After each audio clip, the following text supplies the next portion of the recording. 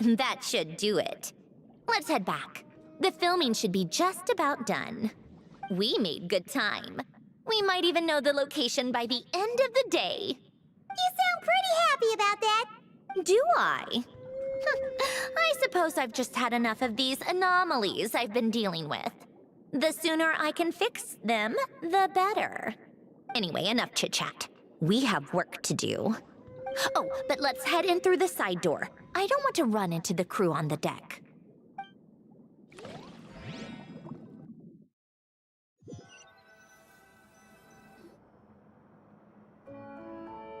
All right. Now we just need to wait for the results. Since we have some time to kill, I suppose I might as well see how this aquarium of yours is coming along. You seemed quite enthusiastic about it, after all. It's really coming together!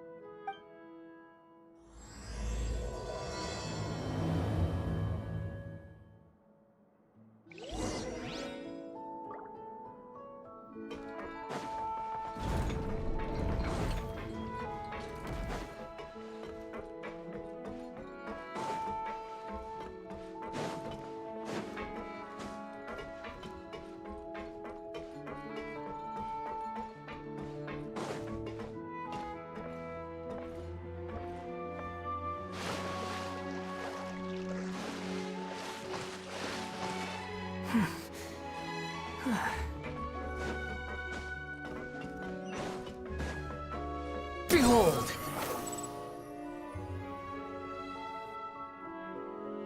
Oh, kind of impressive, actually. These must be the ones we caught the first time we went underwater. Like it? It's fine, I guess. Nothing special. Come on! It sounded like you really liked it just now! You're that proud of it? Is this a sense of accomplishment or something? Well, yeah. And it's pretty! You know it's gonna be gone soon, though, right? What do you mean?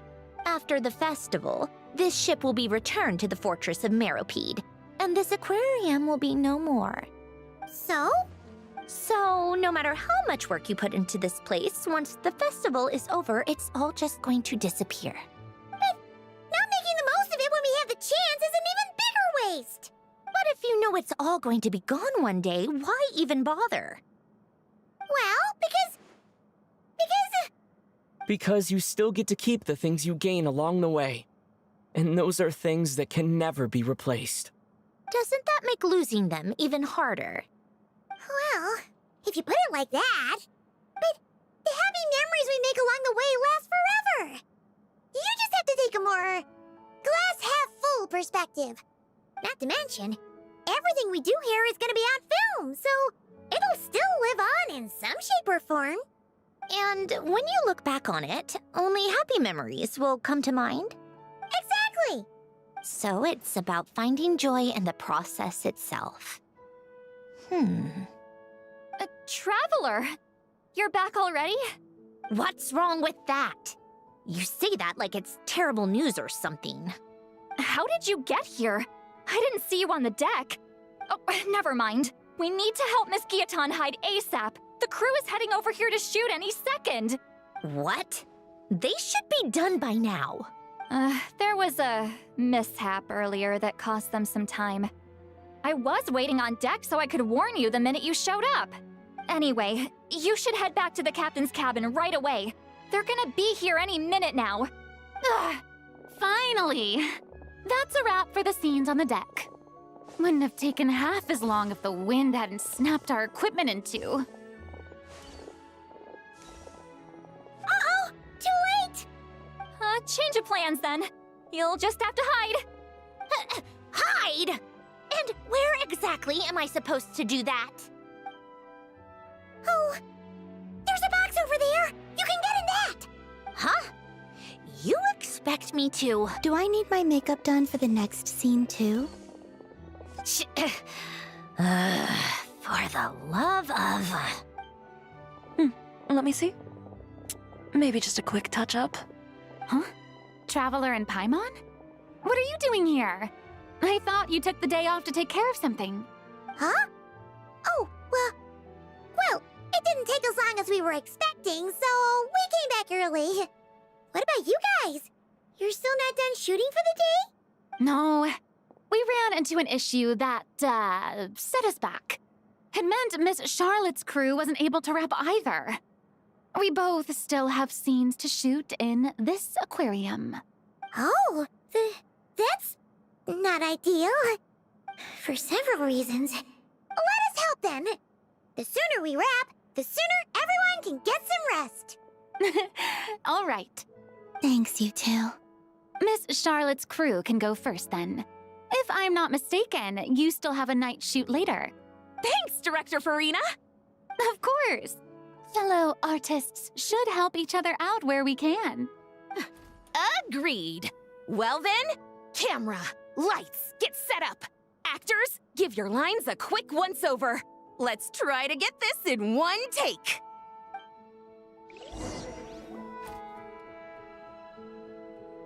All right, places, everyone! And 3, 2, 1, action! So, the story ends like this. But when Duke St. Germanus departed, he clearly said that everything was beyond redemption. Huh? That sounds familiar. Wait, it's from that novel I came across while researching the numerological array. He's only a genius when it comes to mechanics, and everything else, he's just an ordinary person. Huh? What was that noise? Whatever, I'll just fix it in post. Miss Jacoba, please don't speak as if I were the accomplice. Not so hard. This box isn't sturdy enough for that. This is why I keep saying, don't put too much trust in Clockwork Mecha. Unlike humans, machines don't have a heart. A heart? That's right. It's what's on the inside. It's also referred to as someone's soul, or likened to free will. You can think of it as a person's core, what makes them unique. In general, though, people don't believe machines are capable of having a soul. You said my emotion module was faultless. It is, but that's not quite the same thing.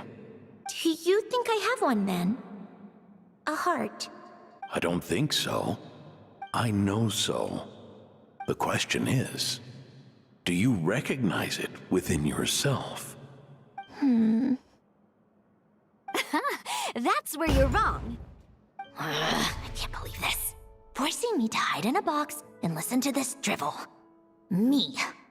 In the end, clocks tick through tranquil years. Fish swim in crystalline springs. No matter how grand a dream is, it will fade away like this. Forlorn, wordless, silent. And cut. That was a long one. What did you think? If she makes them do another take, I'm going to flip a lid. And not just the one to this box. Well, there were some weird audio things going on, but acting-wise, it was great. It's a keeper. Perfect. That means I can get out of this box. It's our turn. Camera operator, set up for the next scene.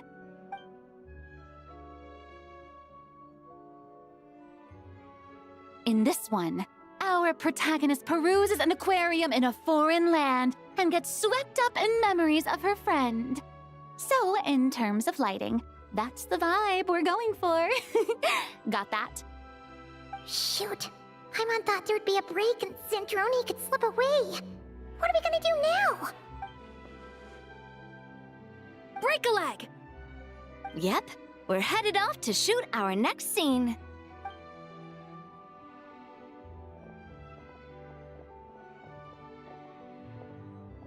All right, quiet on set.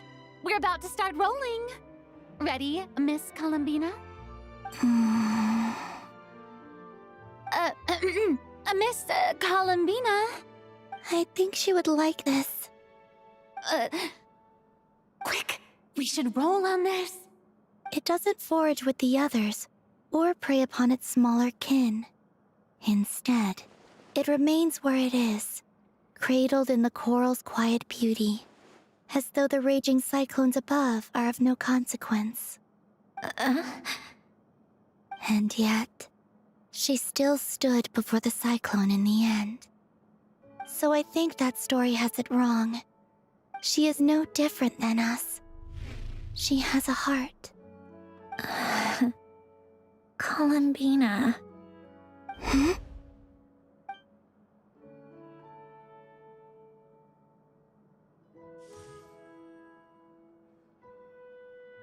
Uh-oh, is she onto us?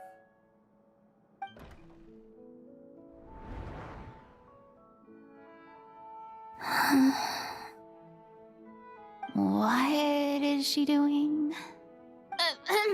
Cut! You okay, Columbina?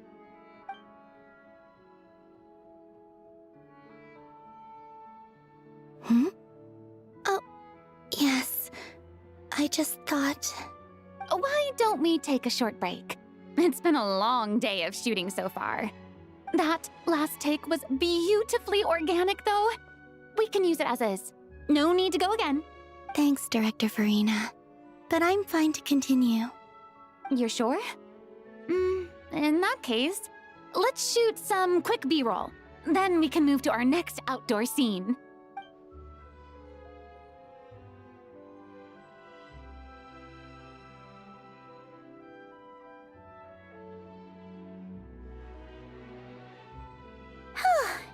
We're in the clear this time.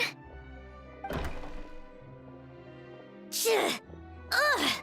Absolutely suffocating. You okay, Cedrone? Right as rain. Come on, let's go check the test results. It's time for me to go home.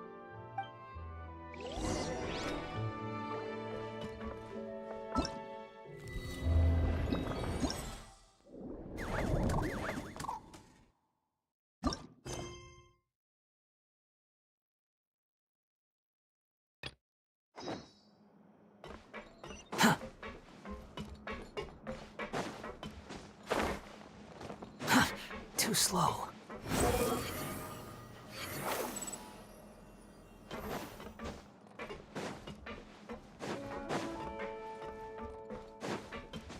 Squall and Fury!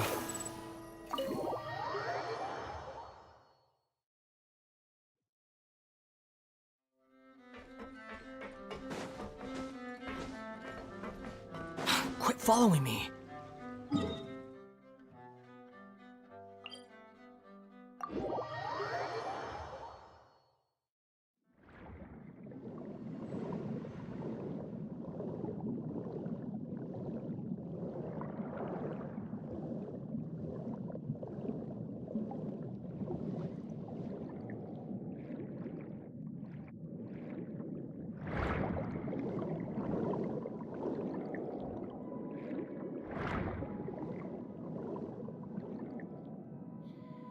All right, it should be around here.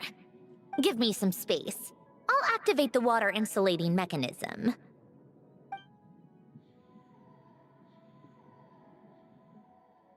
The what? Alain, much like Renee, had long predicted that the water levels in Fontaine would rise. Thanks to his expertise in mechanics, he was able to implement a few simple measures to protect our home from flooding. I told him there was no need, that I would just move when the water rose too high. But it would seem he knew a day like this would come.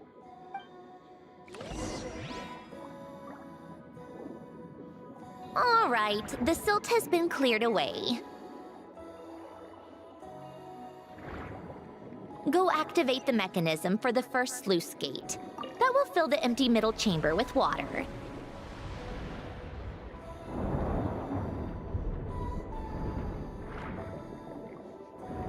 All right, now turn on the drainage mechanism in front of the second sluice gate, and this chamber will become empty once again.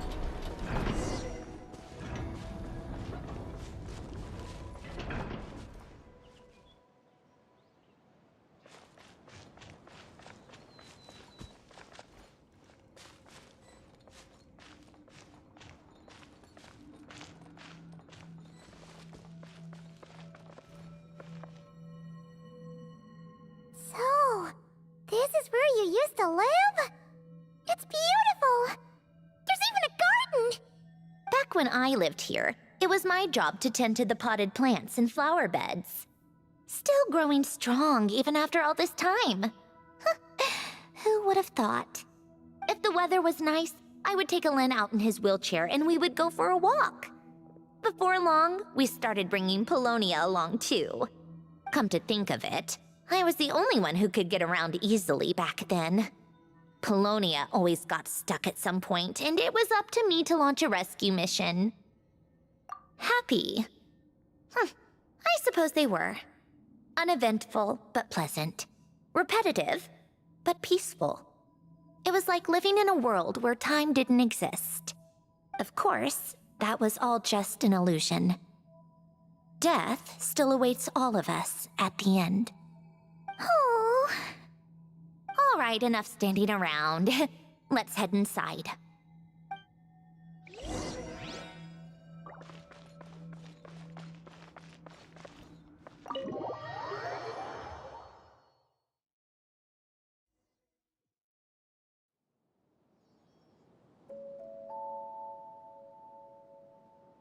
Yep, this place is exactly how I left it.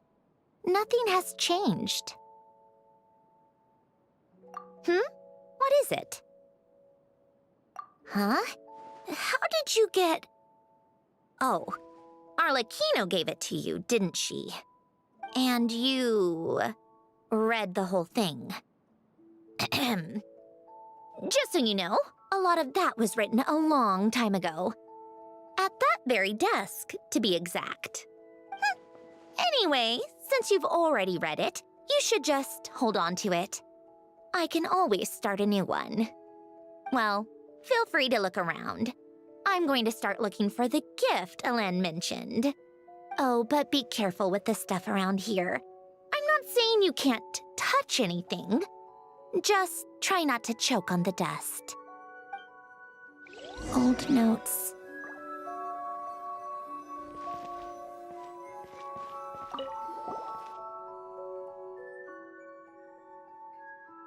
Wait, the people in this picture look kind of familiar. Oh, this was taken when Alen and Renee were both still at the Fontaine Research Institute. Before their falling out. In his later years, Alen would often sit by the fireplace and stare at this picture, wearing an expression somewhere between guilt and longing. He said he sometimes regretted not helping his friend when he needed it most, even if just to stop him.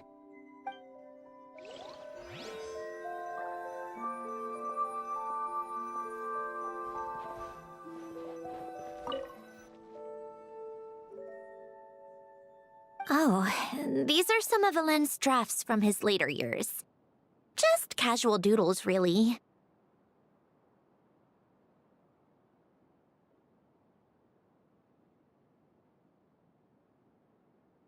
And these are just some unimportant letters. I couldn't be bothered to sort through them before I left.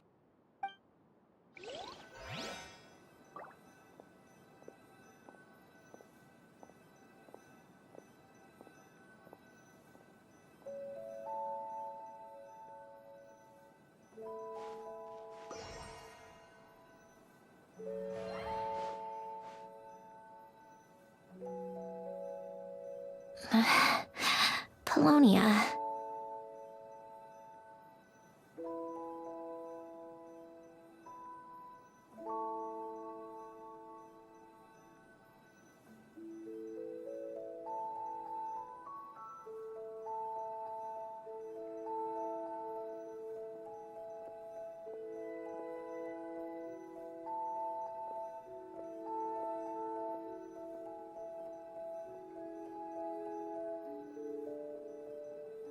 Old notes.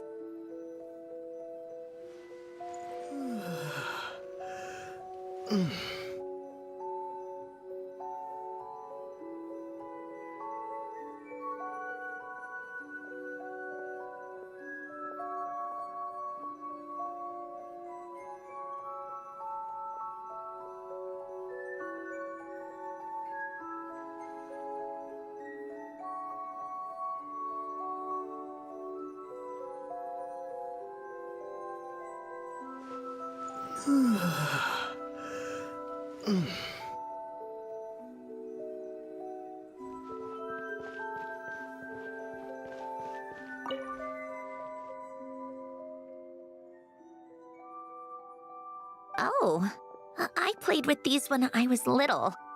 During the first few months after I was created, I mean. At first, Alana and I would play together, but it didn't take long for me to become unbeatable. So, Polonia and I played together instead. Yeah, these don't look like Paimon's kind of games. Logic and math puzzles? Those happen to be my specialty. It's been so long. What do you say? Should we play a few rounds? Let's go with this one. The gears on the left are stacked from largest to smallest. The goal is to move them to the other side in the fewest number of moves. Just remember, you can't stack a bigger gear on top of a smaller one.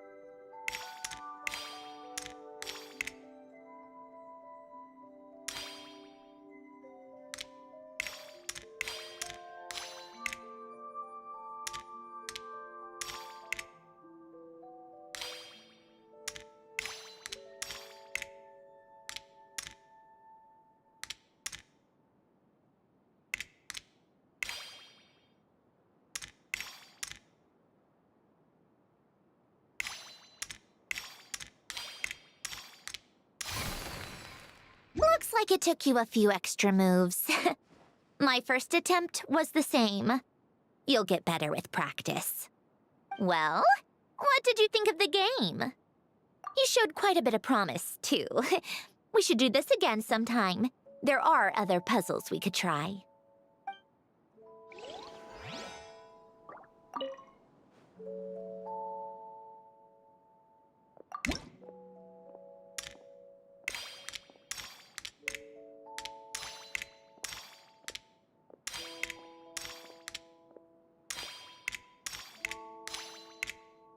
A warm hearth.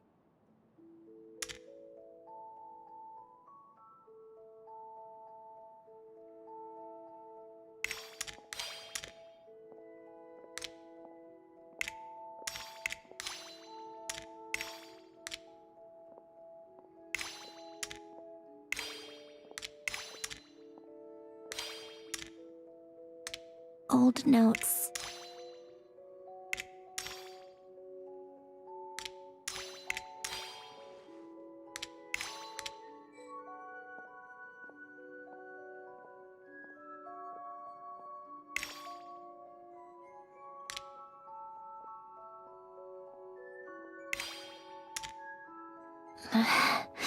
Polonia.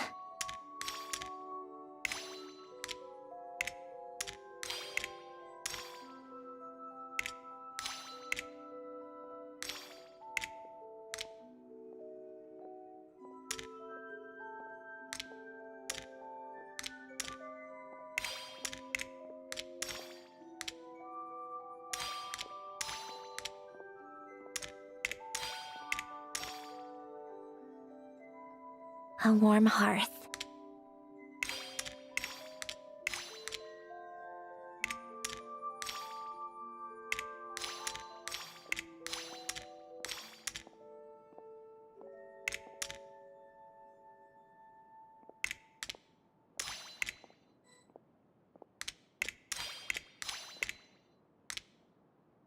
Old notes.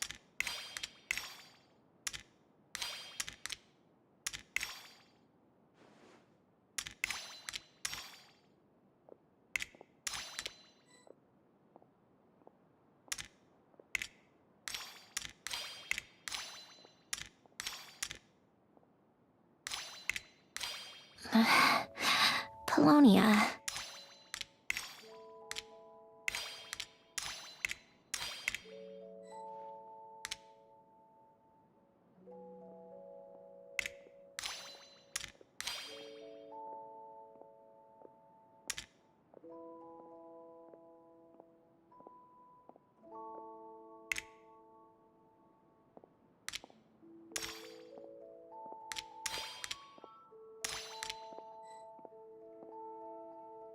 Old notes.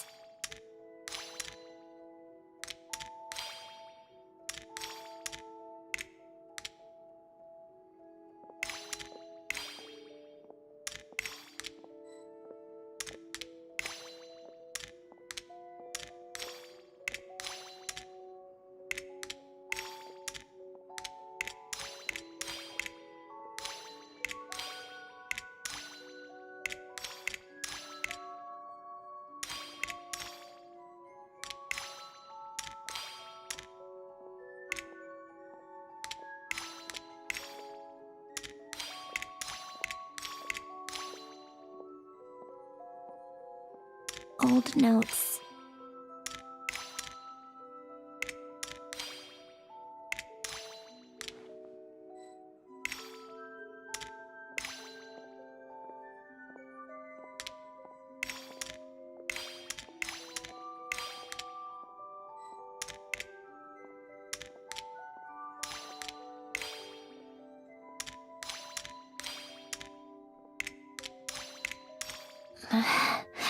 Polonia.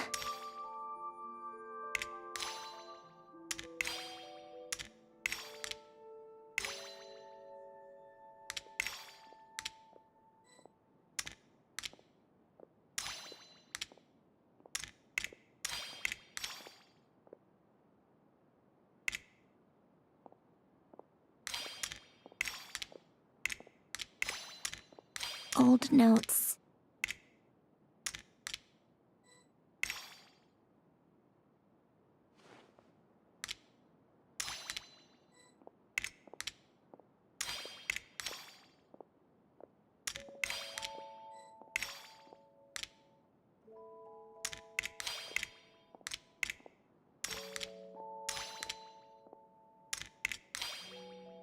A warm hearth.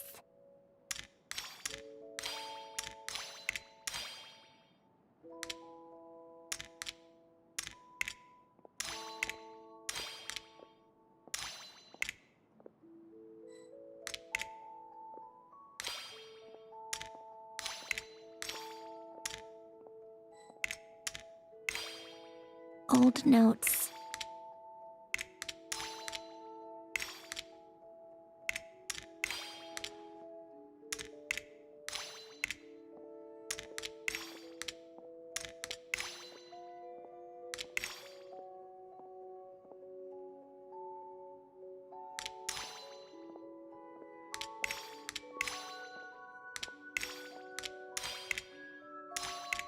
A warm hearth.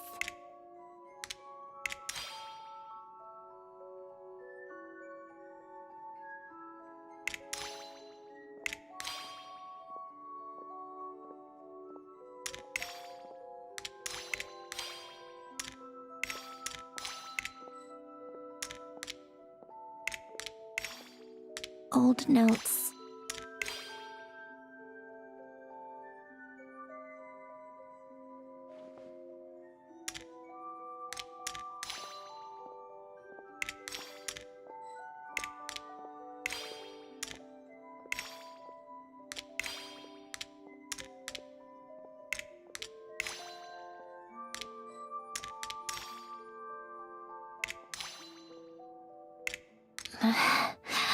Polonia.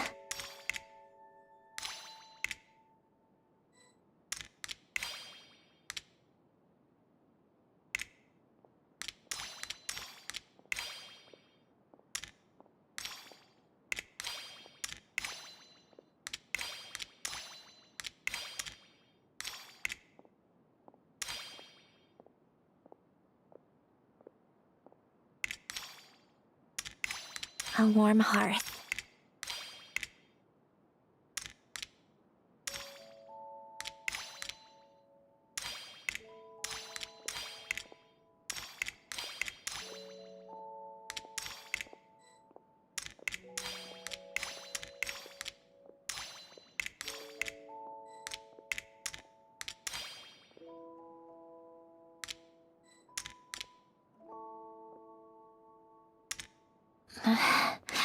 Polonia.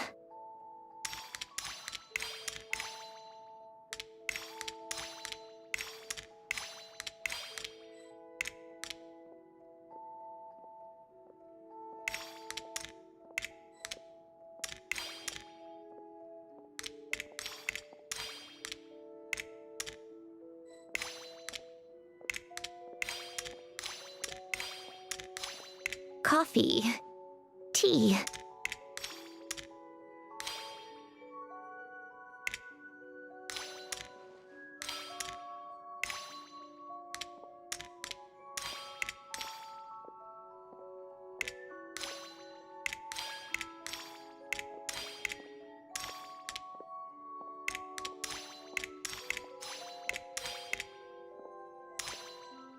Old notes.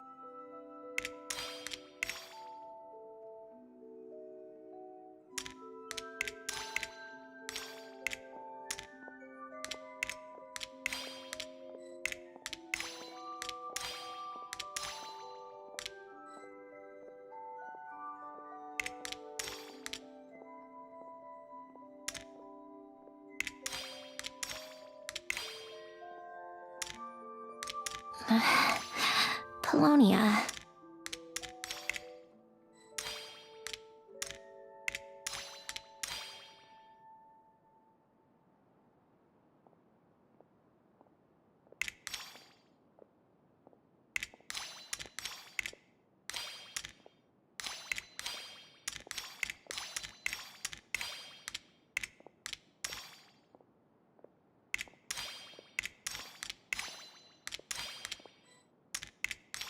Old notes.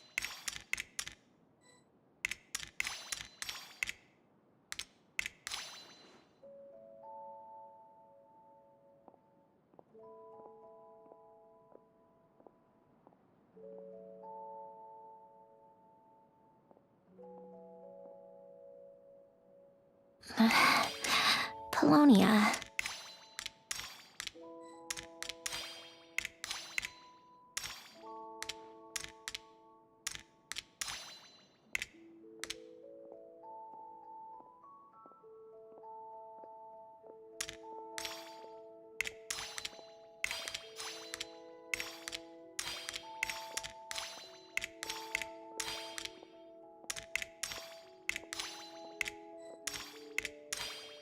Old notes.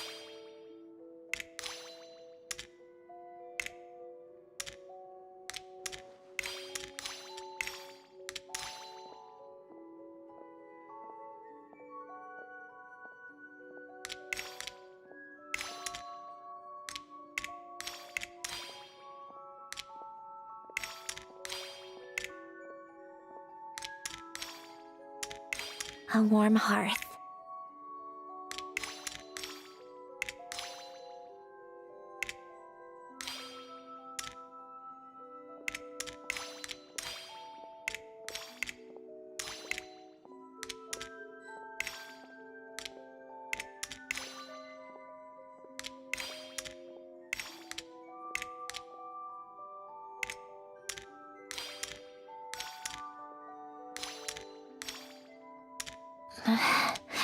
Polonia.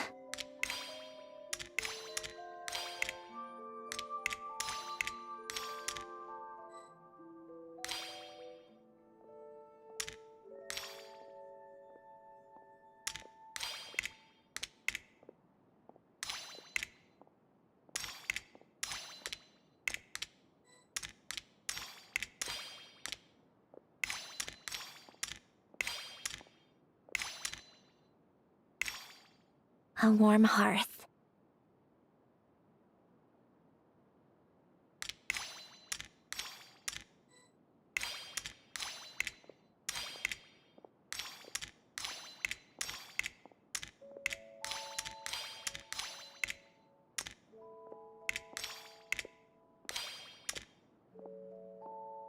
Old notes.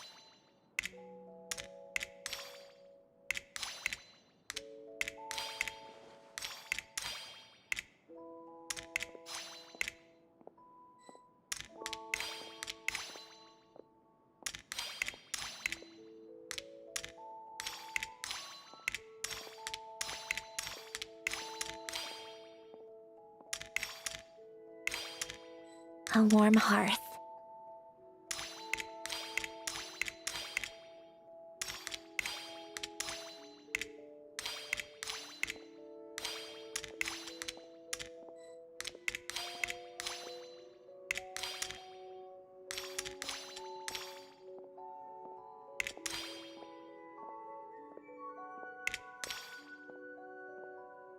Old notes.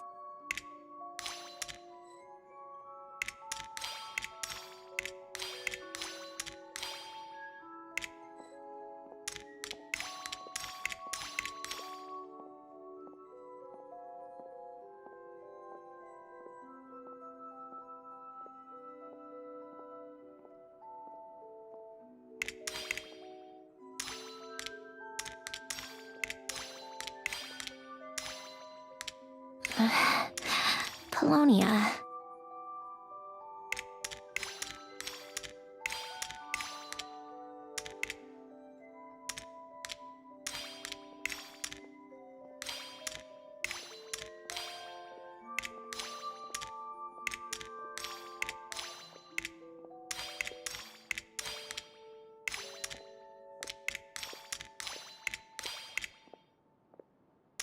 Old notes.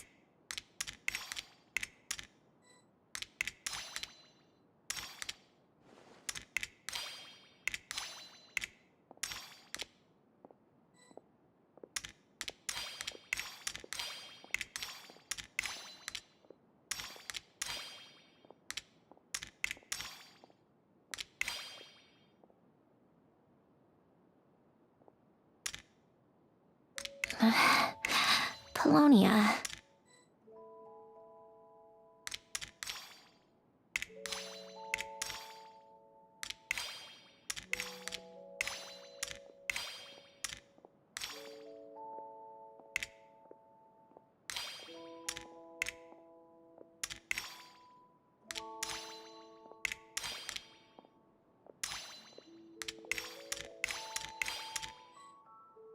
A warm hearth.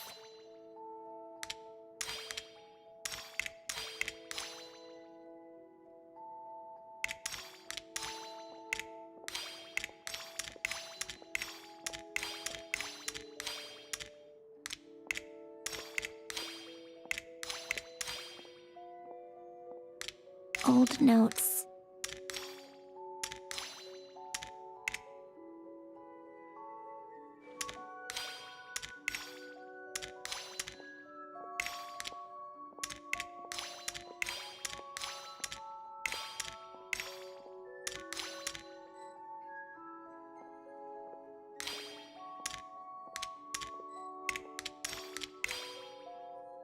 A warm hearth.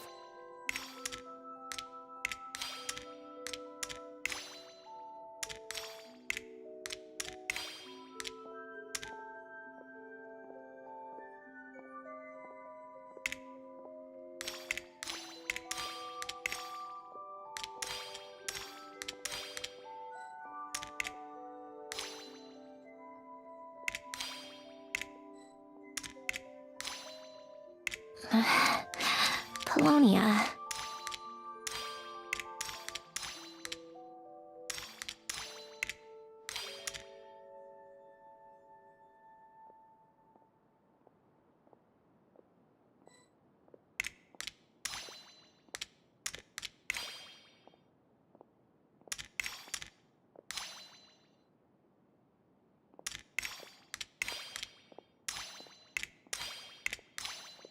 Old notes.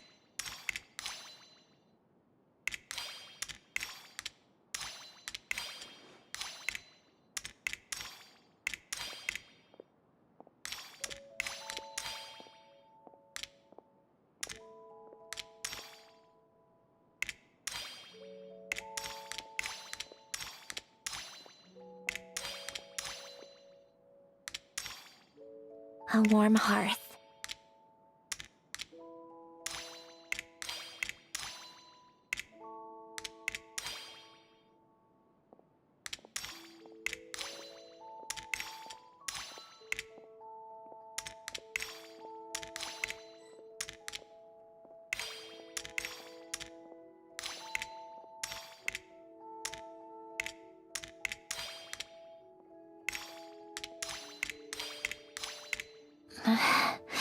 Polonia.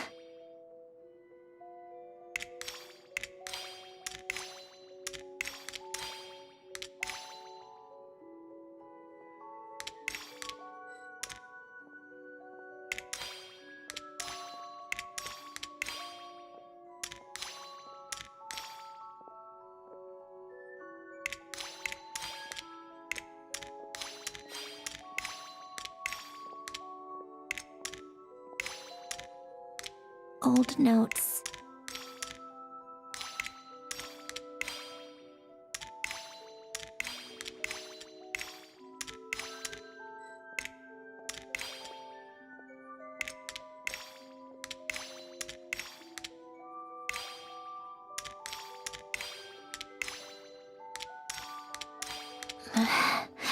Polonia.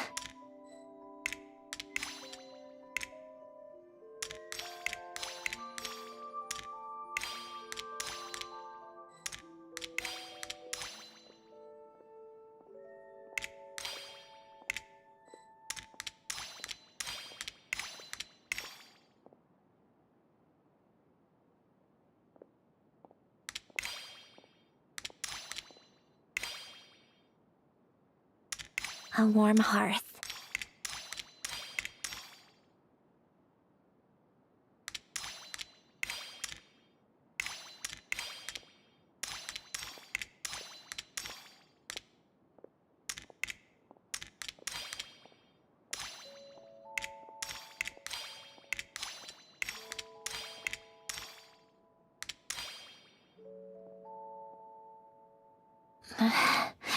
Polonia.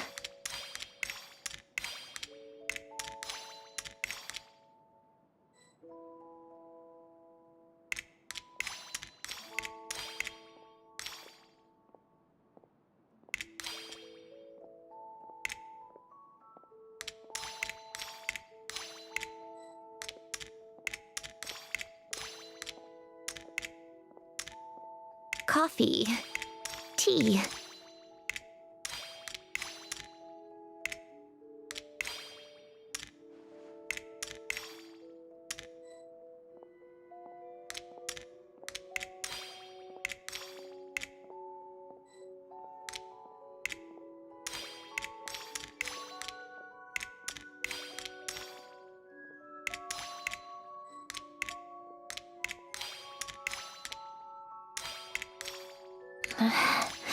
Polonia.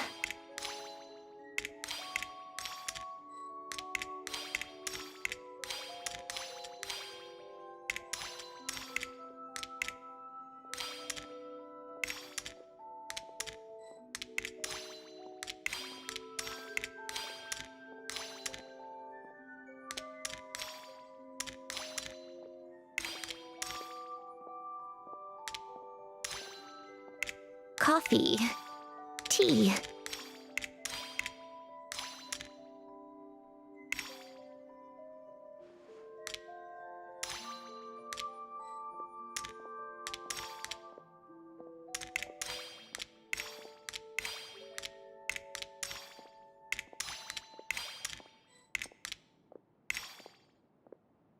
Old notes.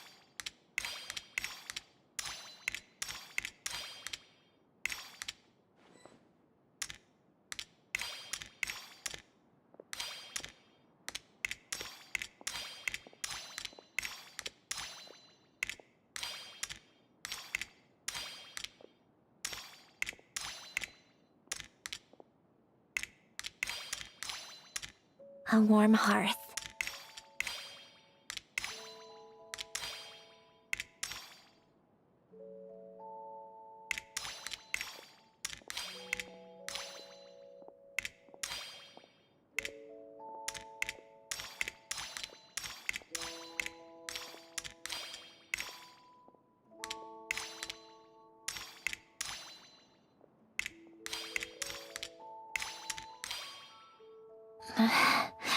Polonia.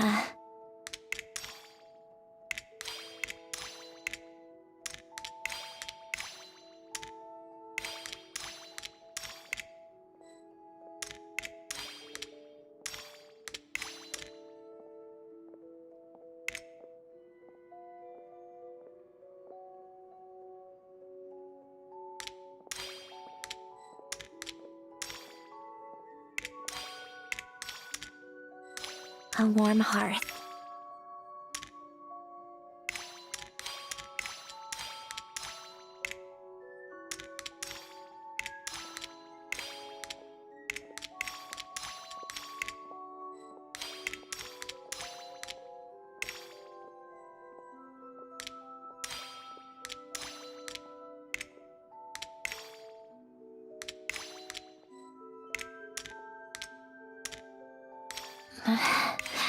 Polonia.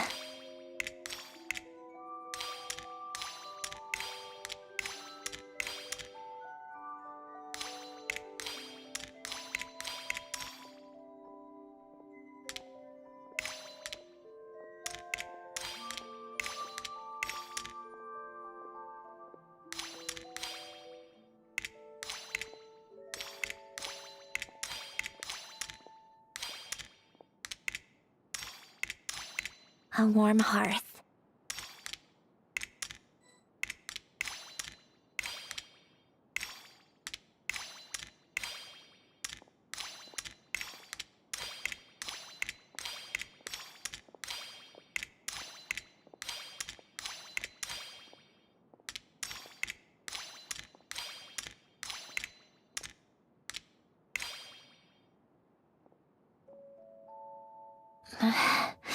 Polonia.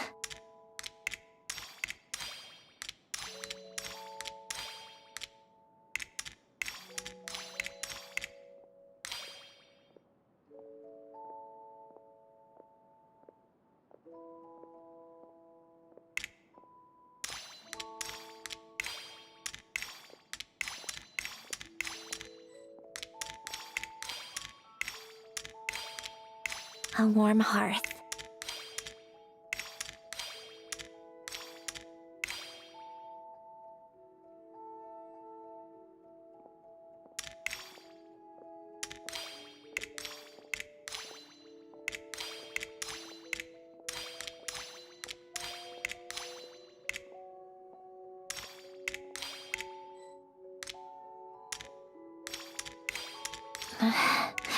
Polonia.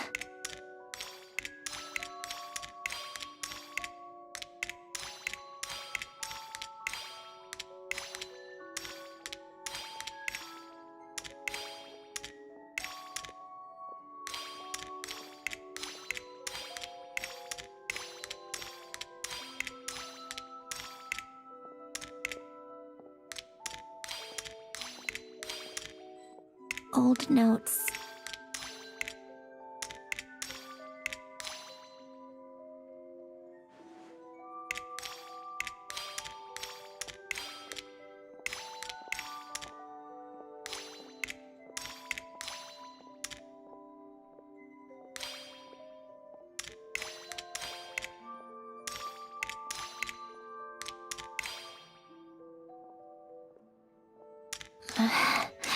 Polonia.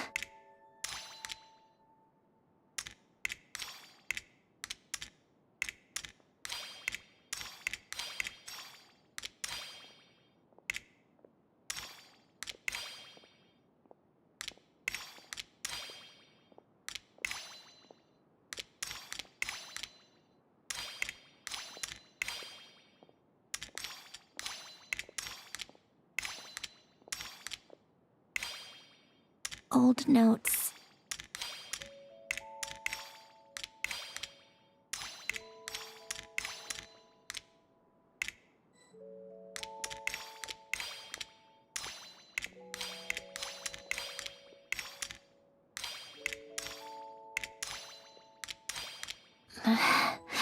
Polonia.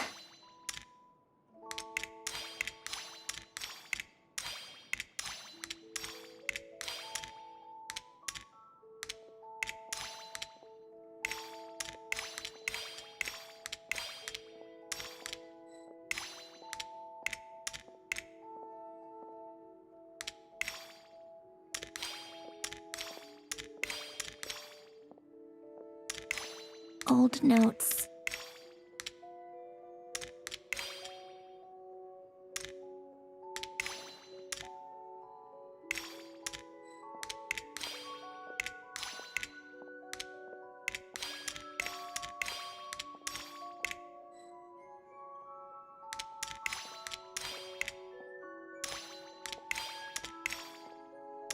Coffee.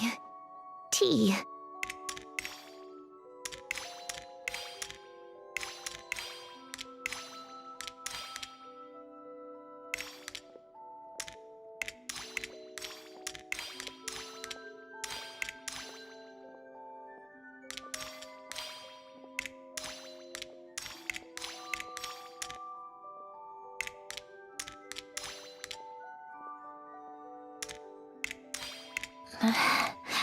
Polonia.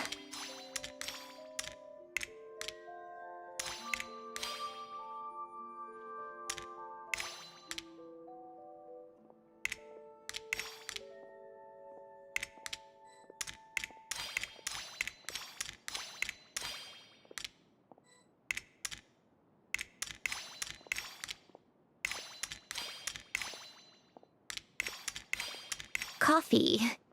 Tea.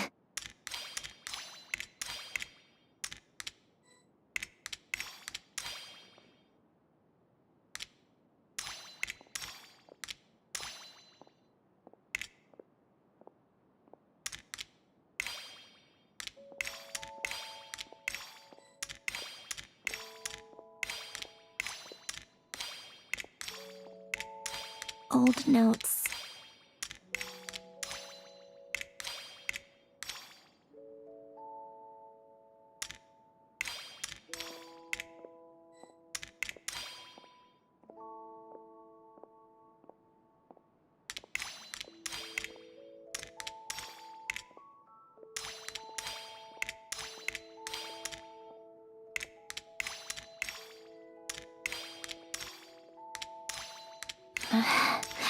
Polonia.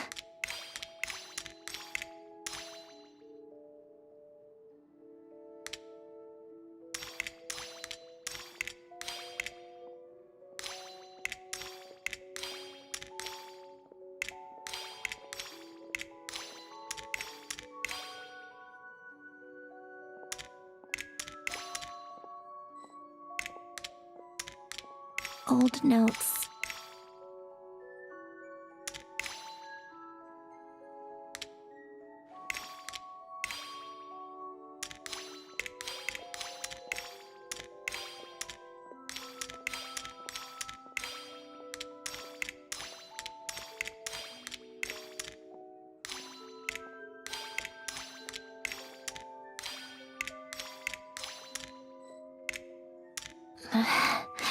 Polonia.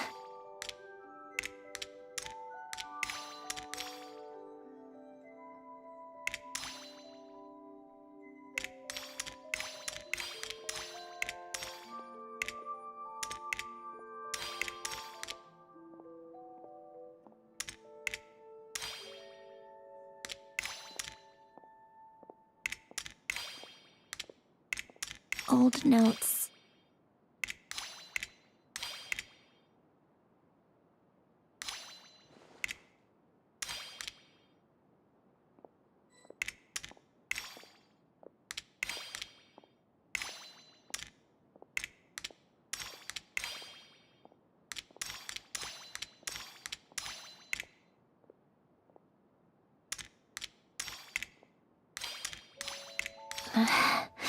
Polonia.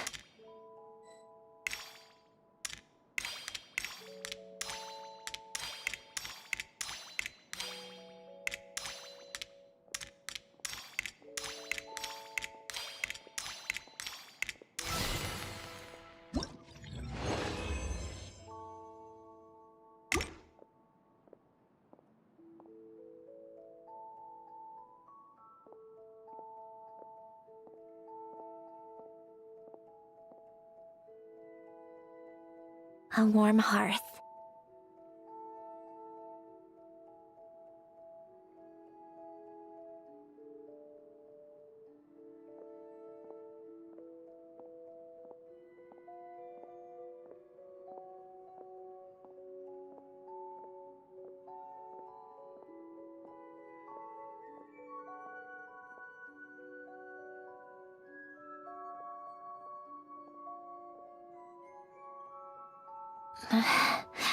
Polonia.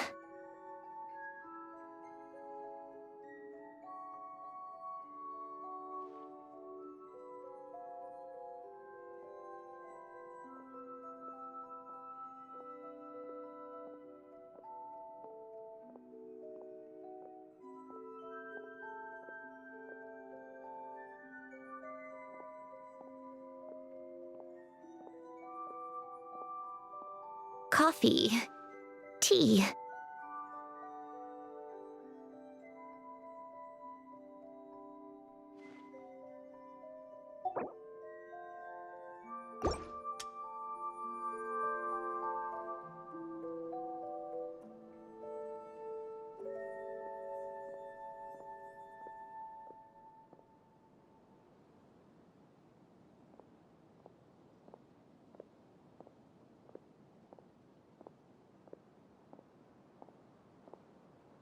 Old notes.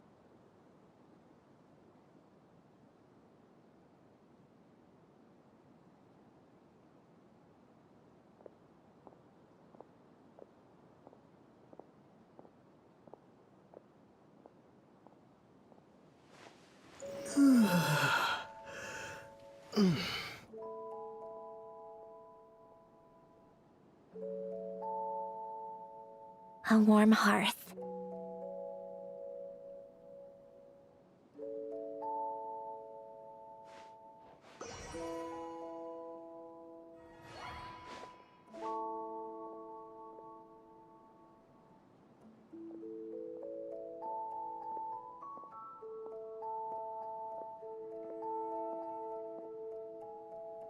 Old notes.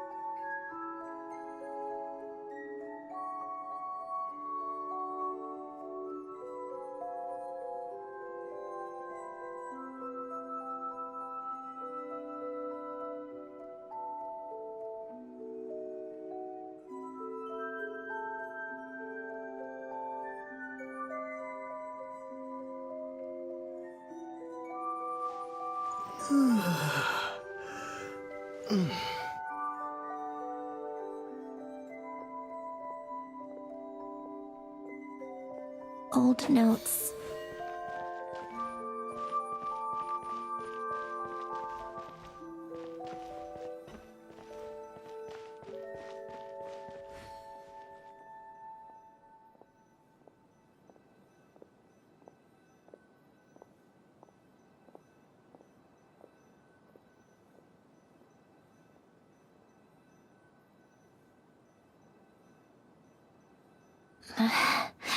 Polonia.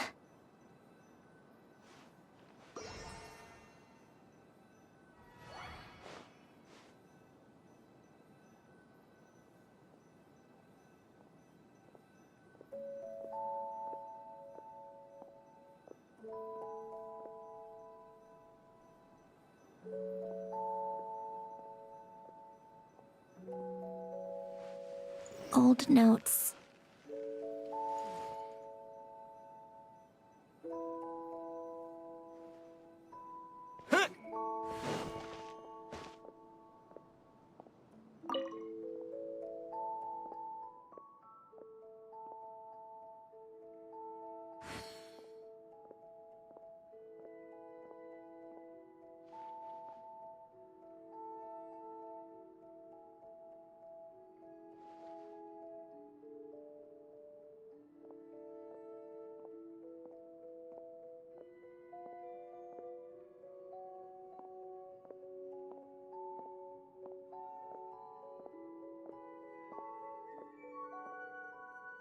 Old notes.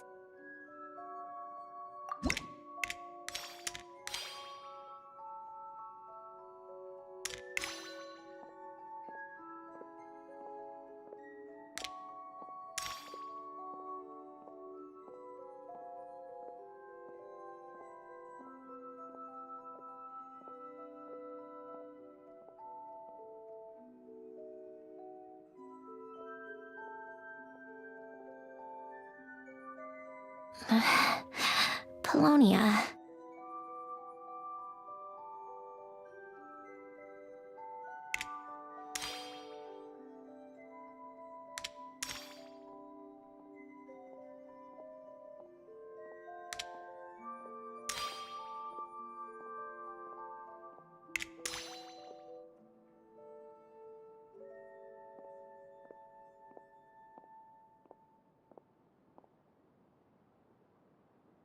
A warm hearth.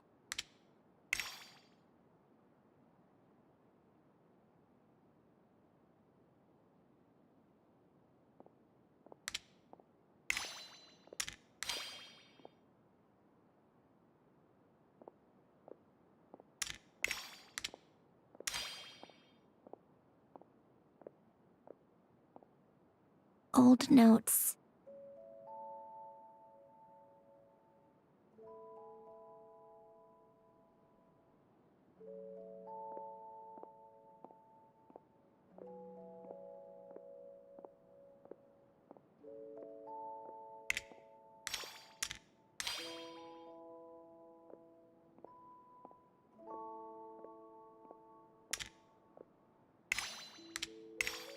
A warm hearth.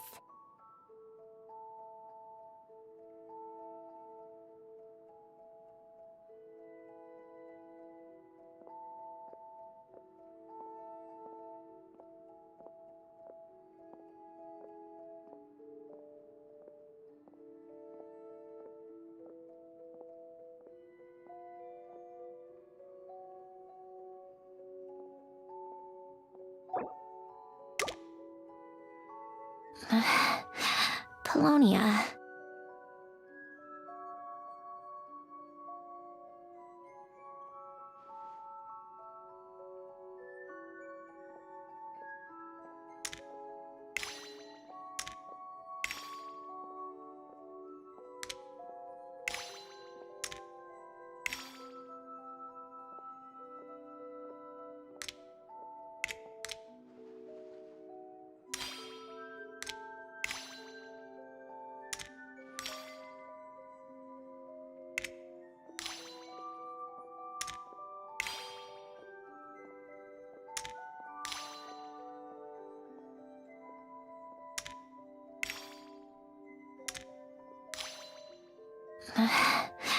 Polonia.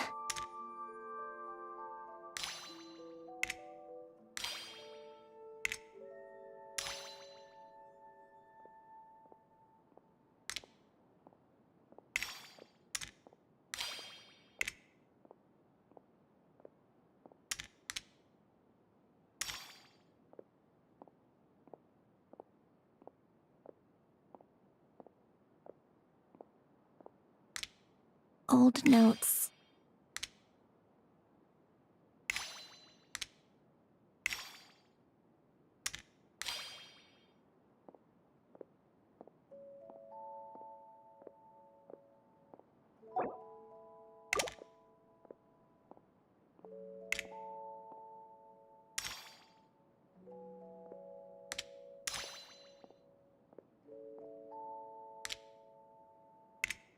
A warm hearth.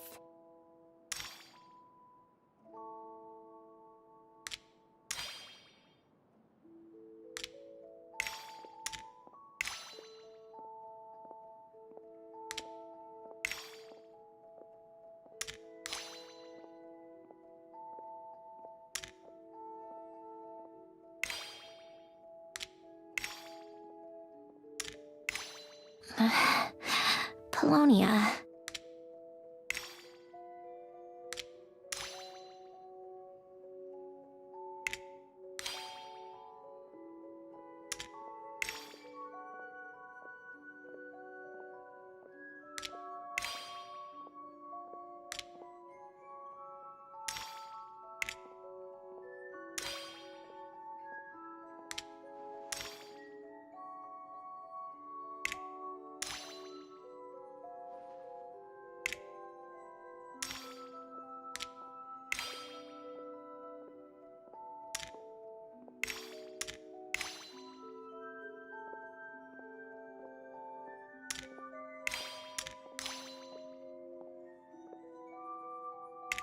Old notes.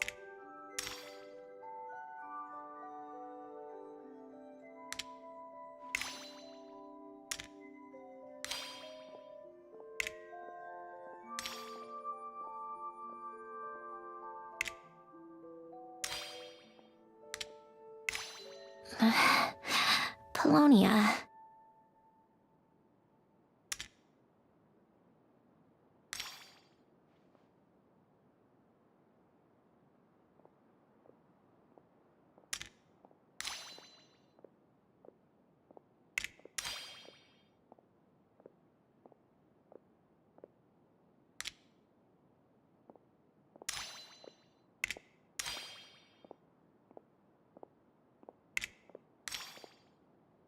Old notes.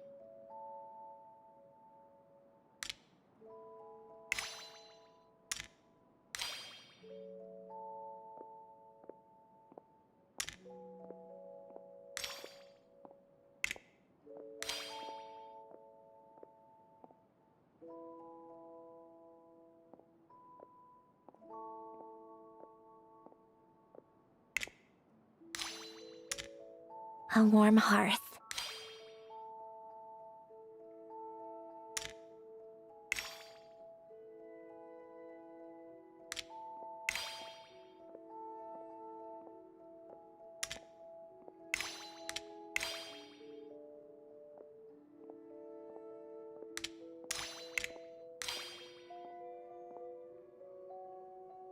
Old notes.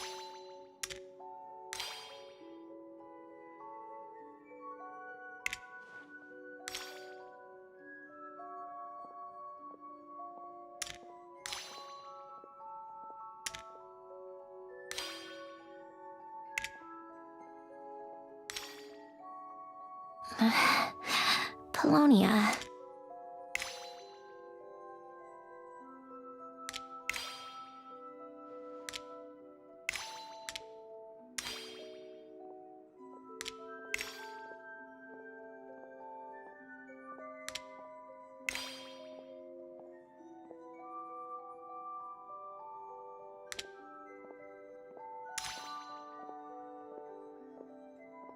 Old notes.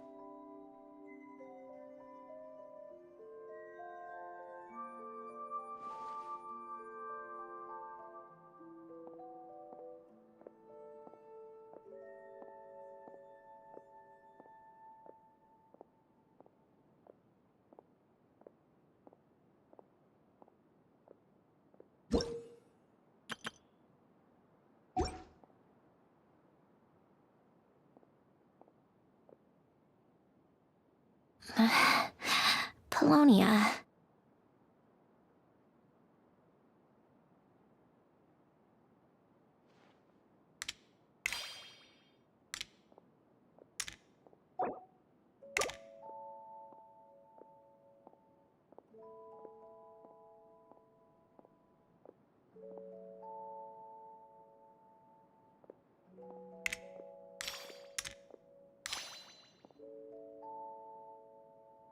A warm hearth.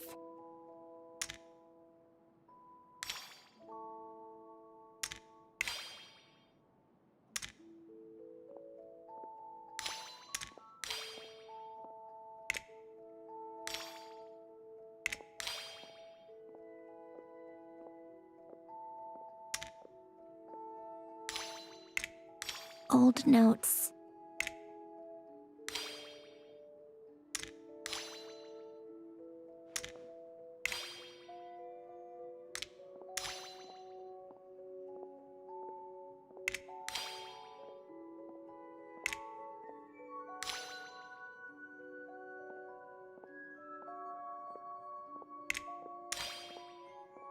Coffee. Tea.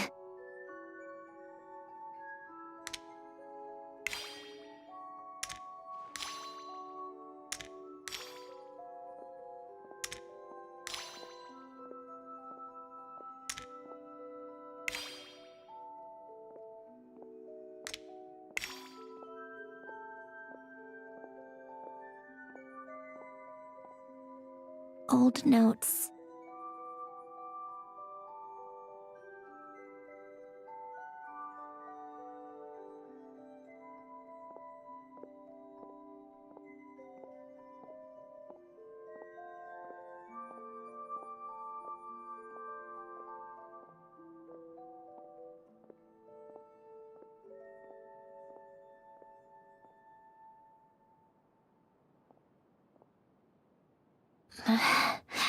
Polonia.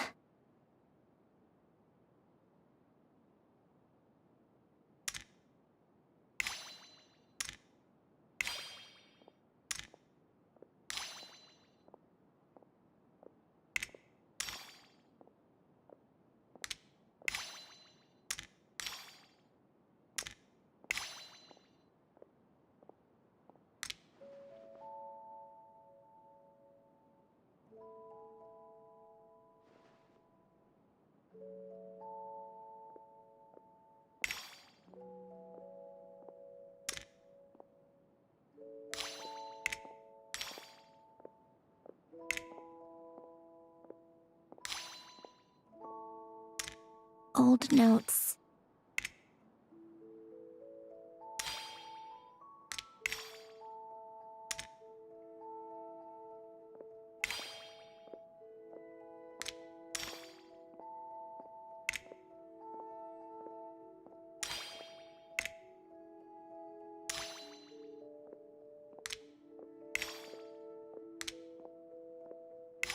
Coffee.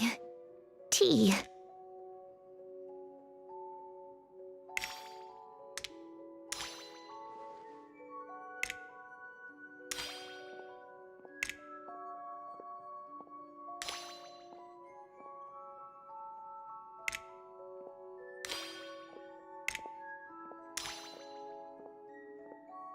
Old notes.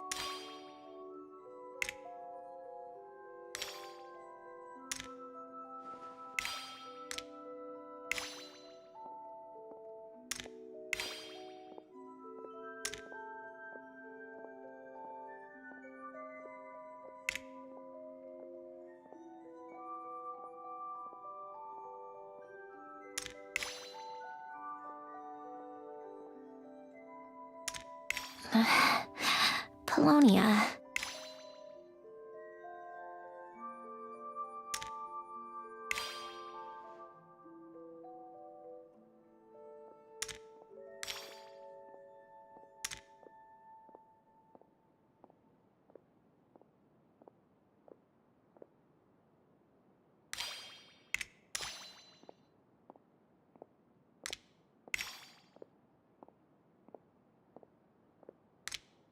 Old notes.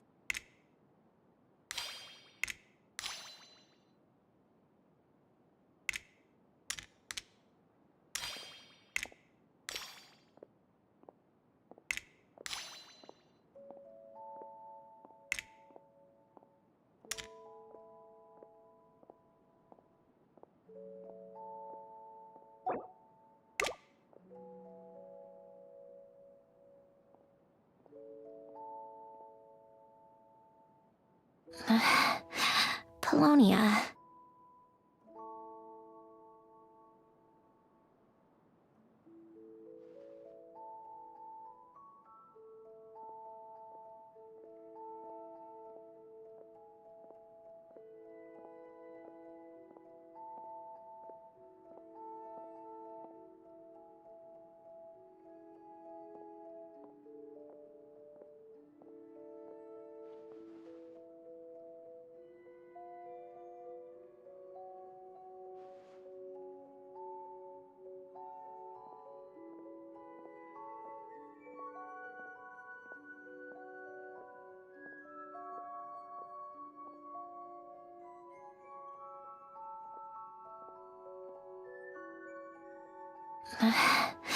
Polonia.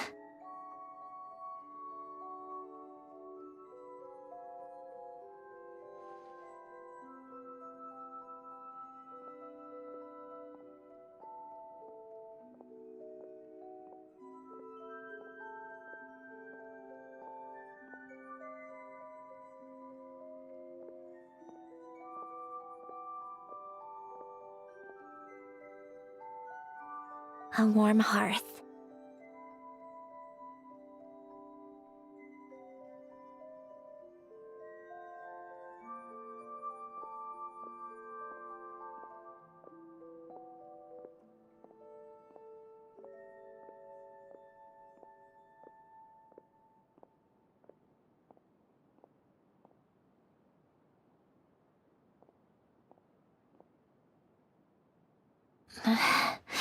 Polonia.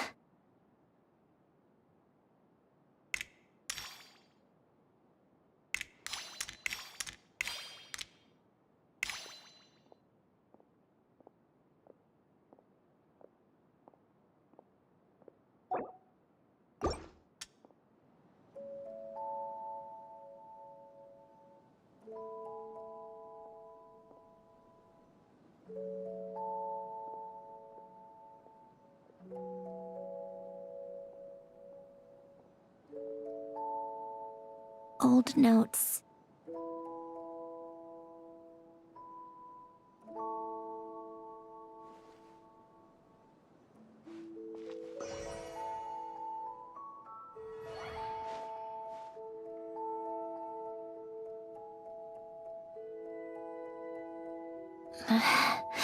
Polonia.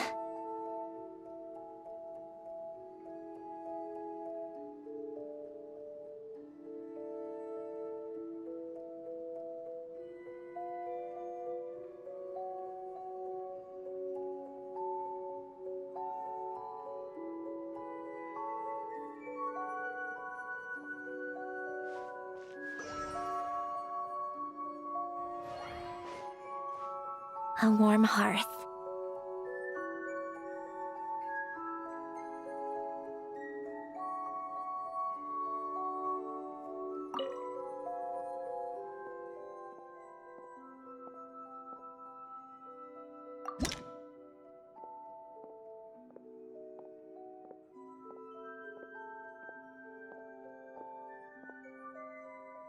Old notes.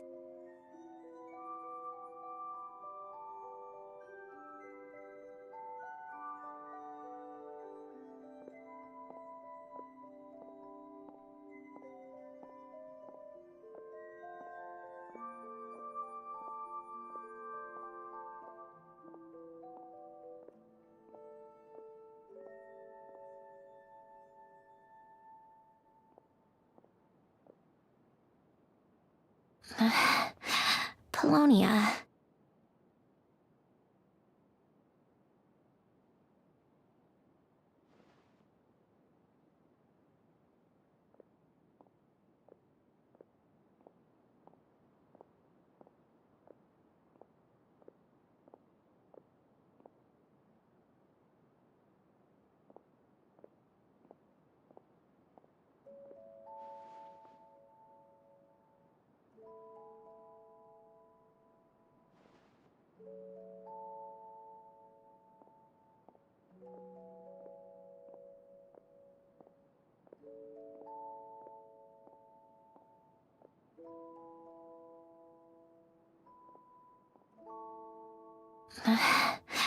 Polonia.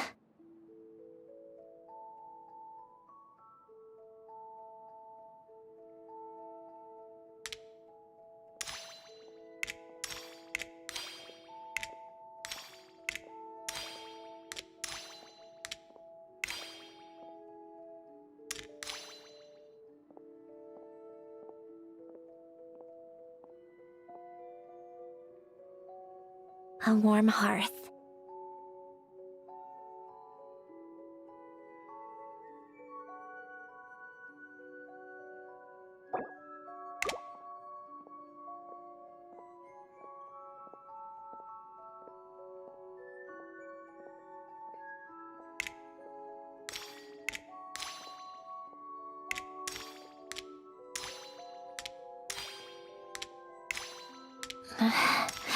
Polonia.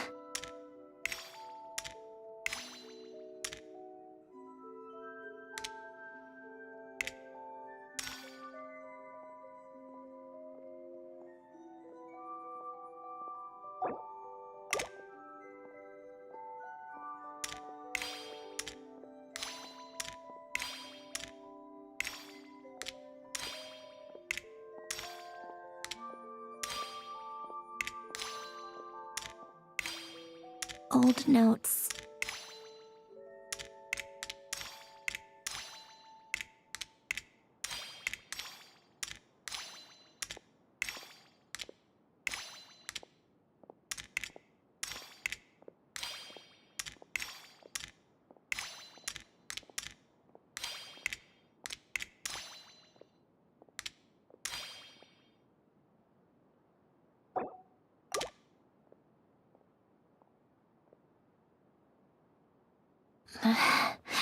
Polonia.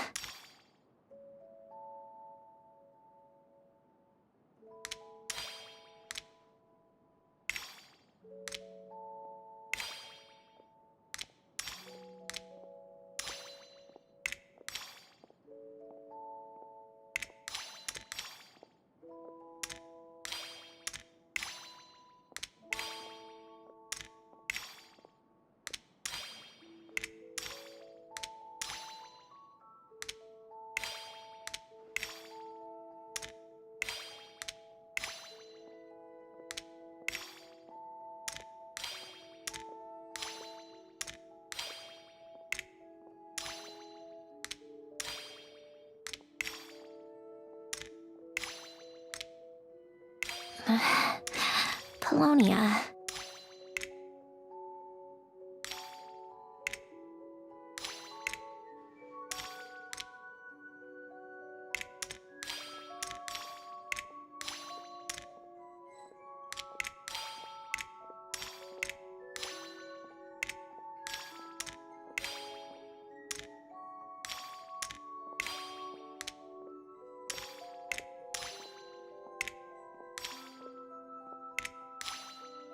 Old notes.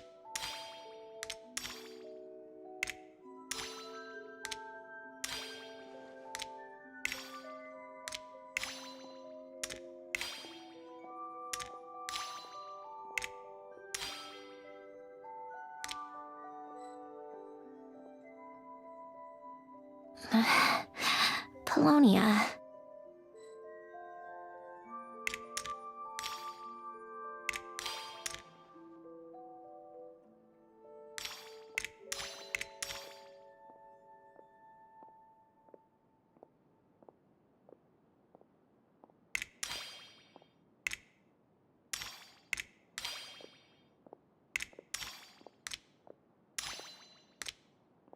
Old notes.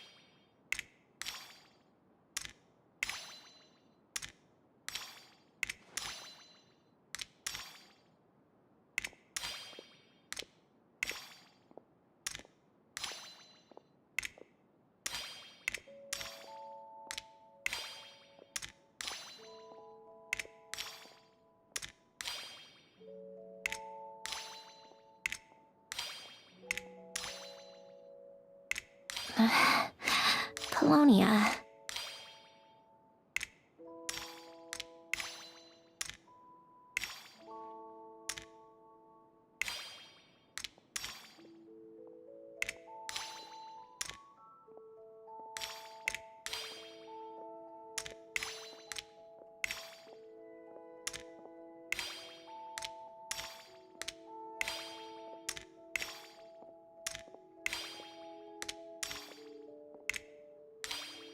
Old notes.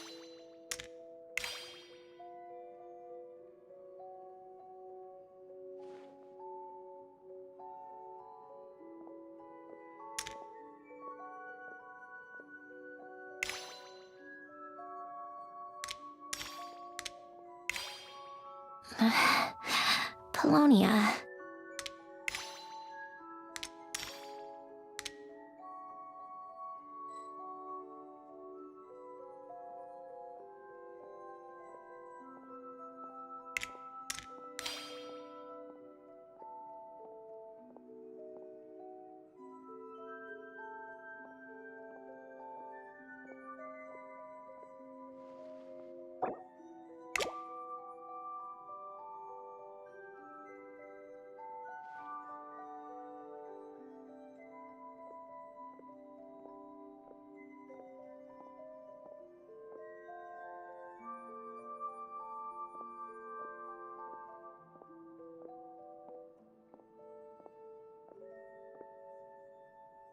Old notes.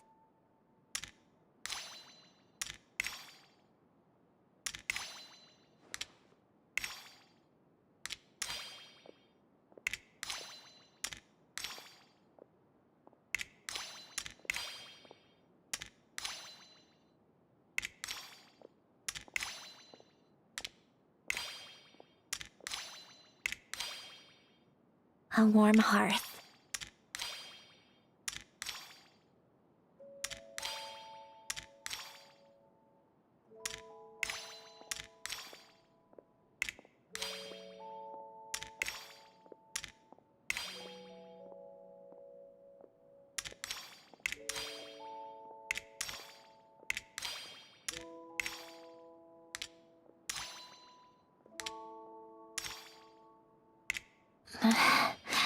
Polonia.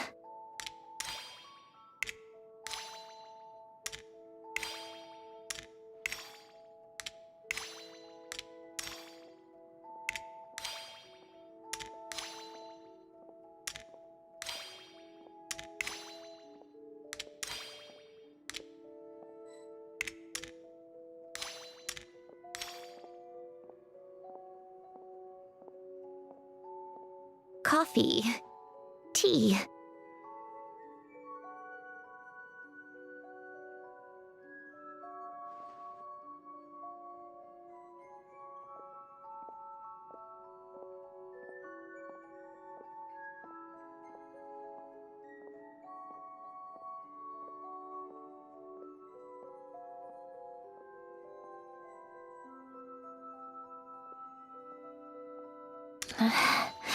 Polonia.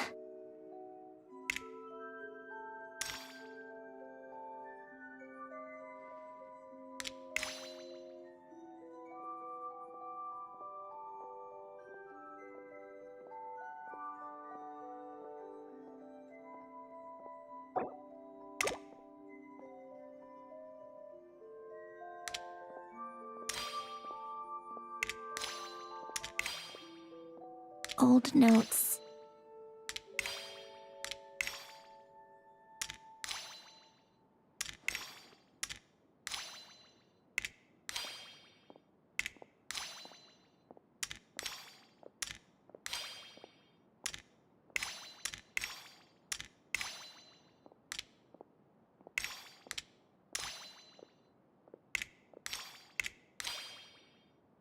A warm hearth.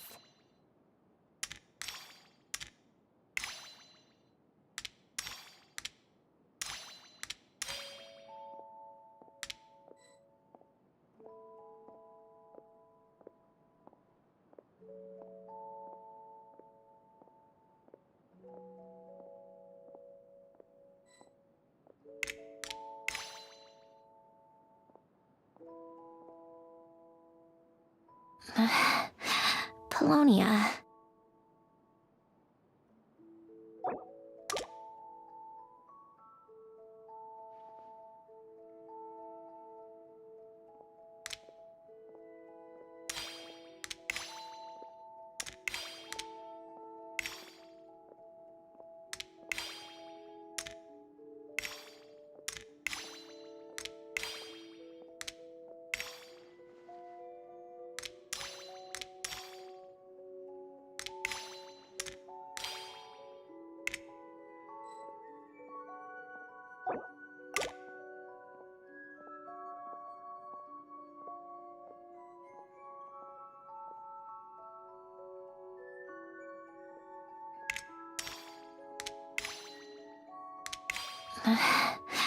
Polonia.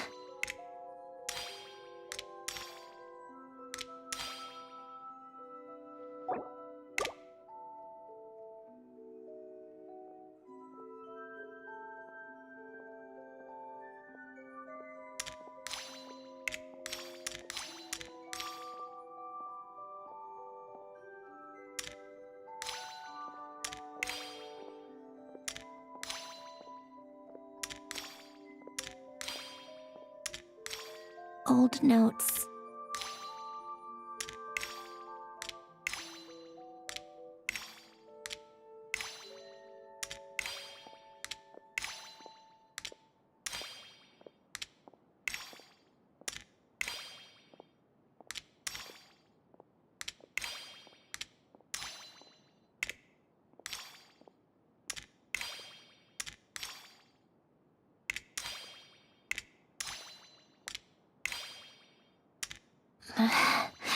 Polonia.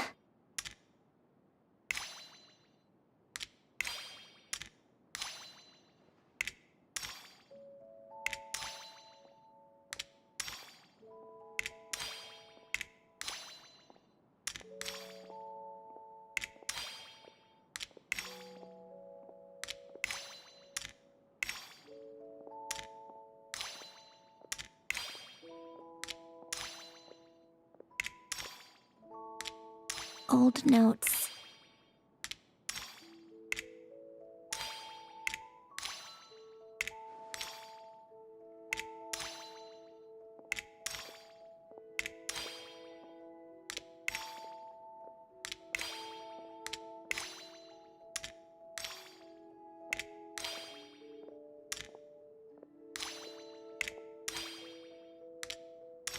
A warm hearth.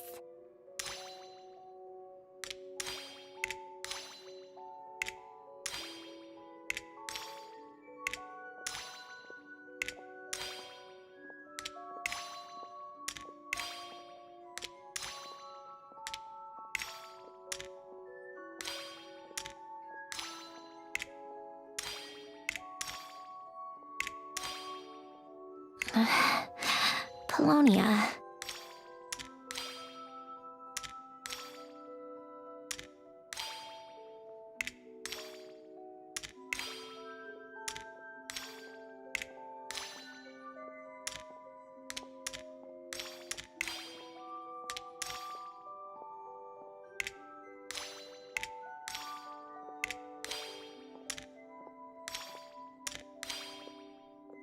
Coffee. Tea.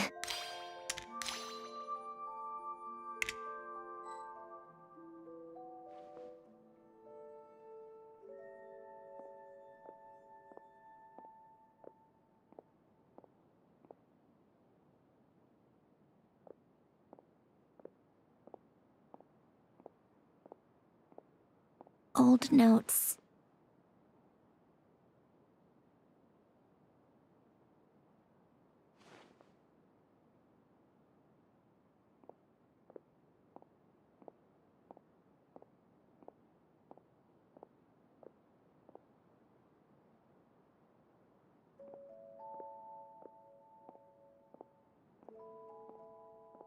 Coffee. Tea.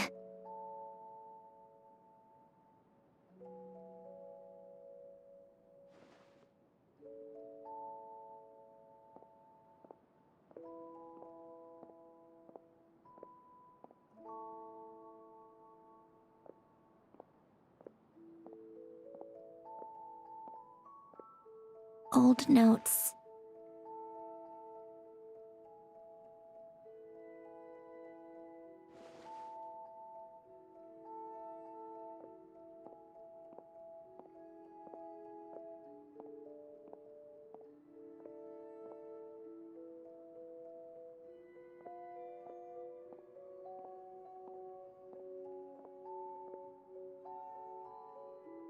A warm hearth.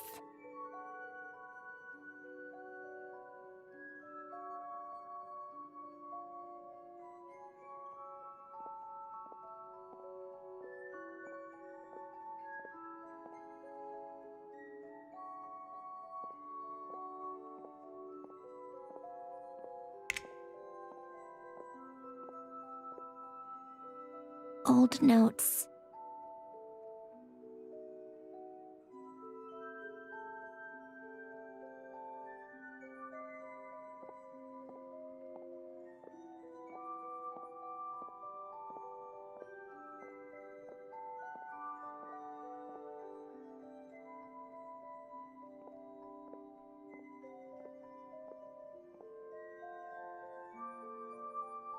A warm hearth.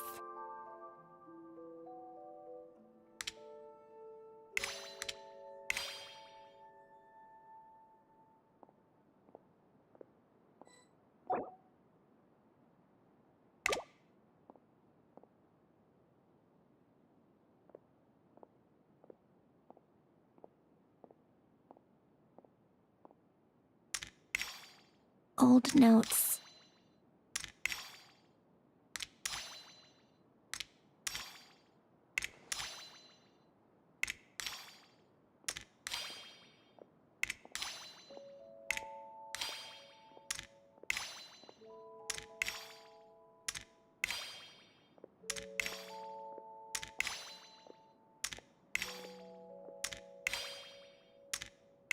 A warm hearth.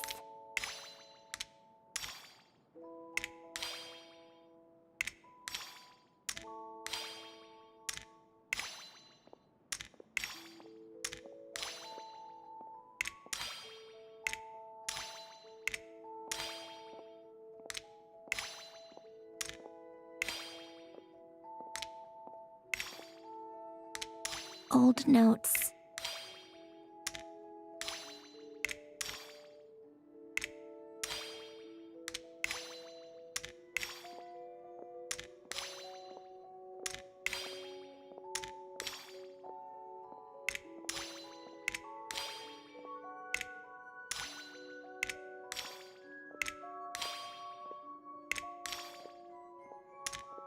Coffee. Tea.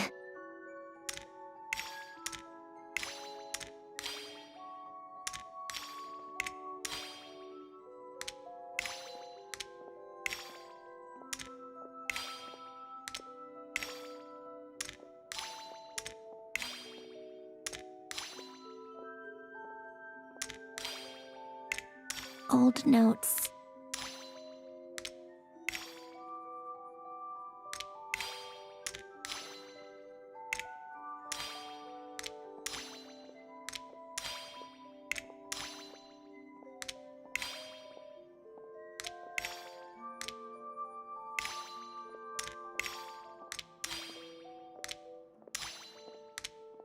Coffee. Tea.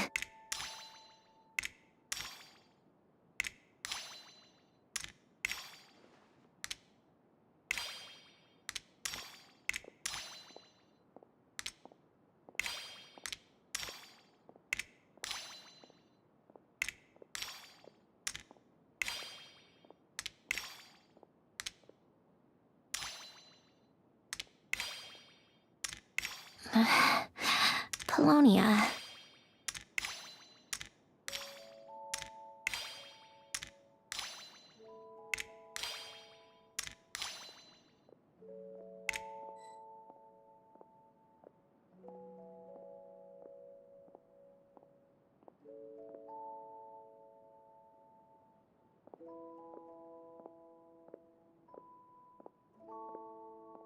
Old notes.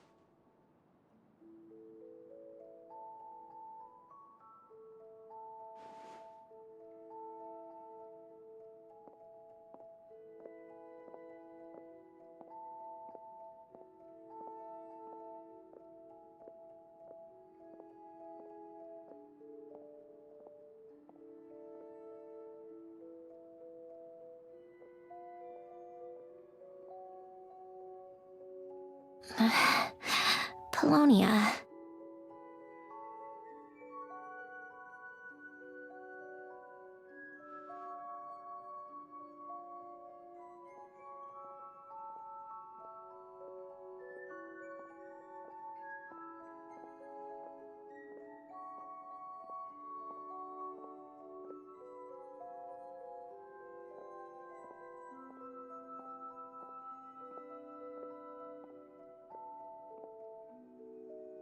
Old notes.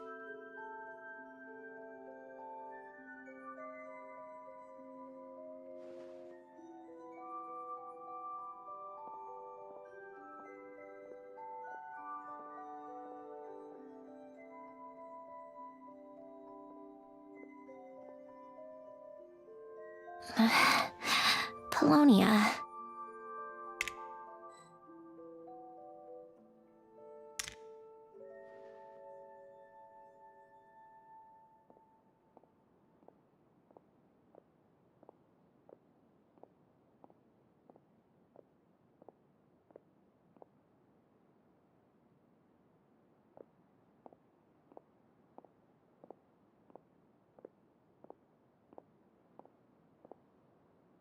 Old notes.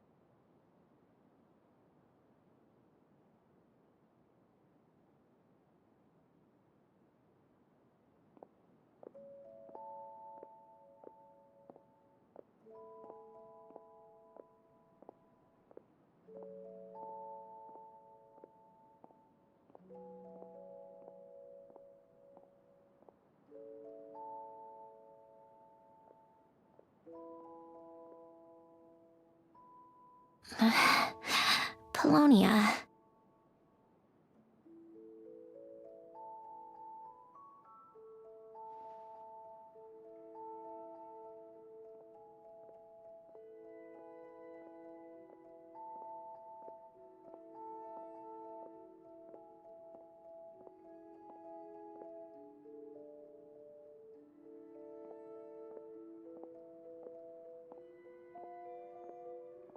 Coffee. Tea.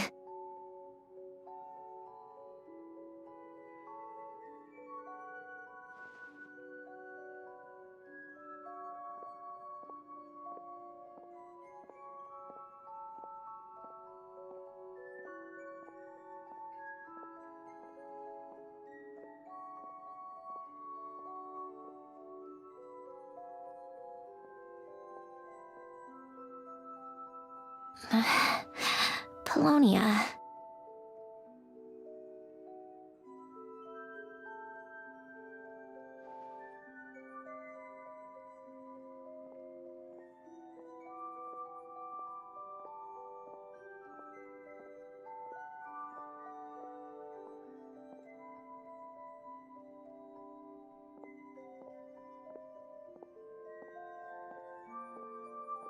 Old notes.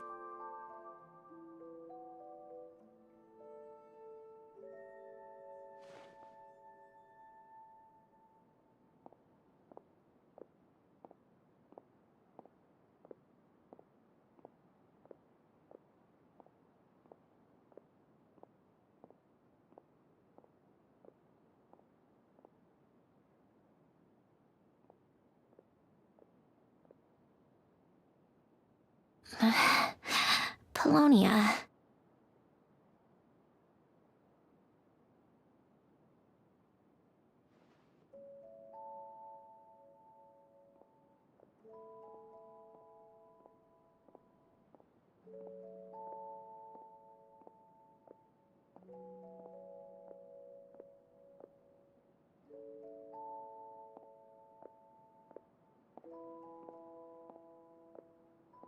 Old notes.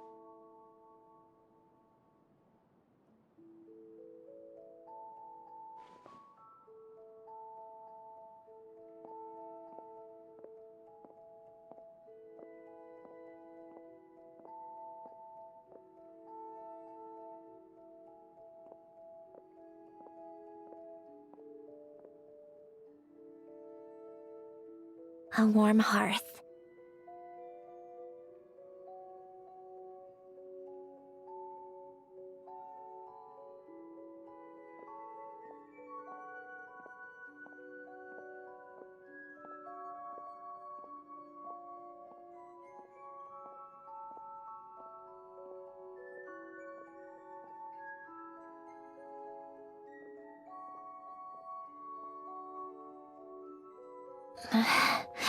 Polonia.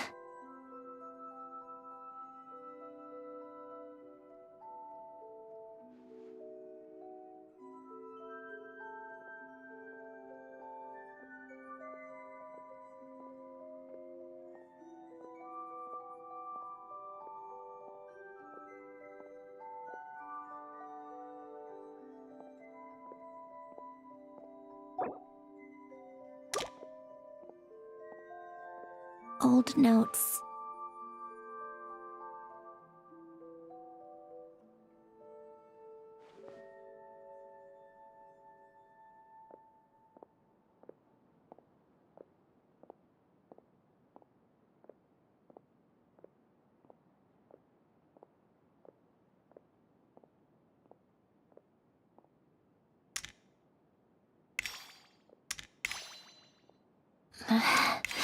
Polonia.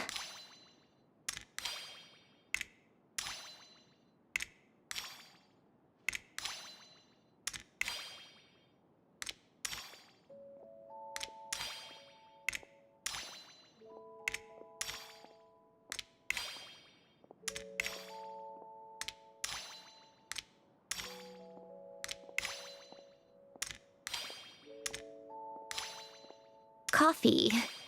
Tea.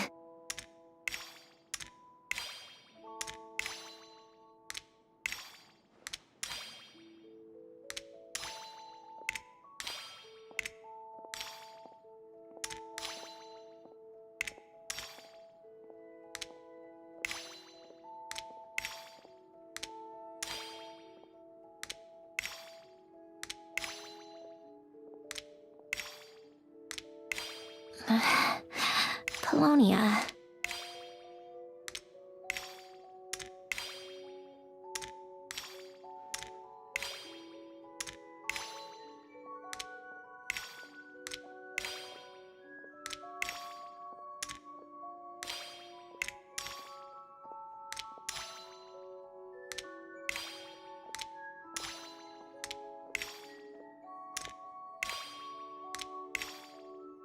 A warm hearth.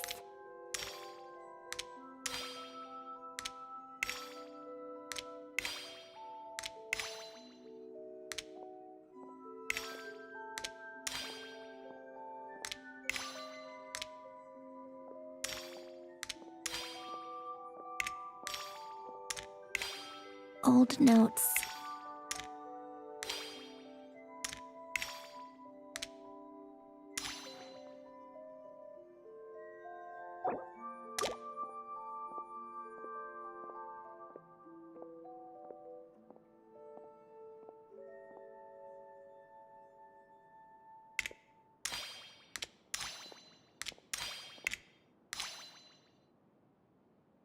A warm hearth. A warm hearth.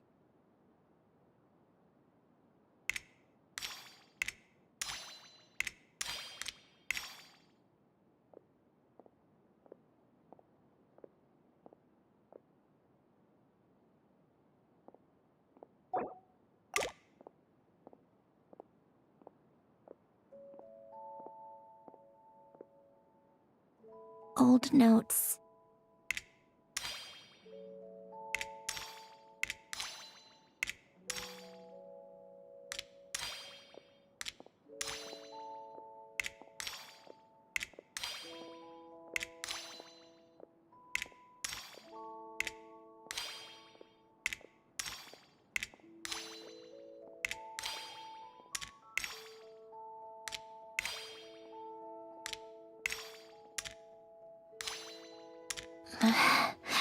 Polonia.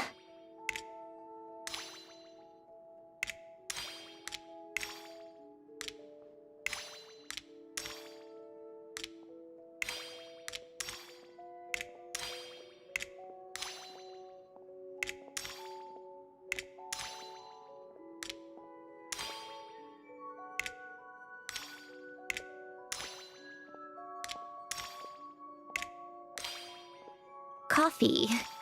Tea.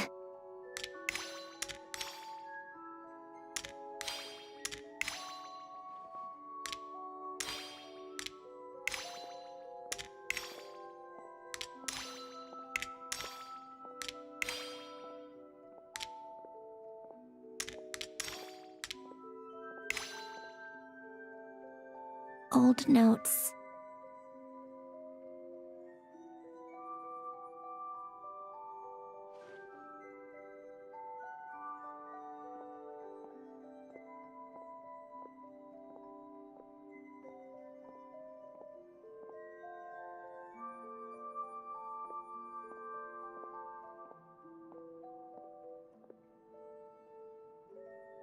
A warm hearth.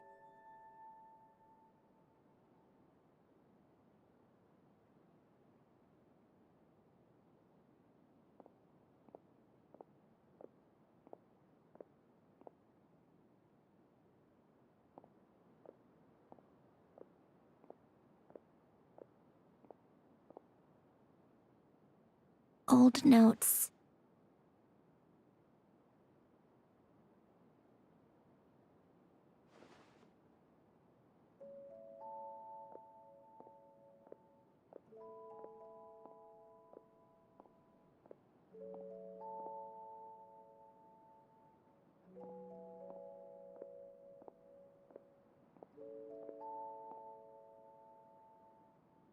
A warm hearth.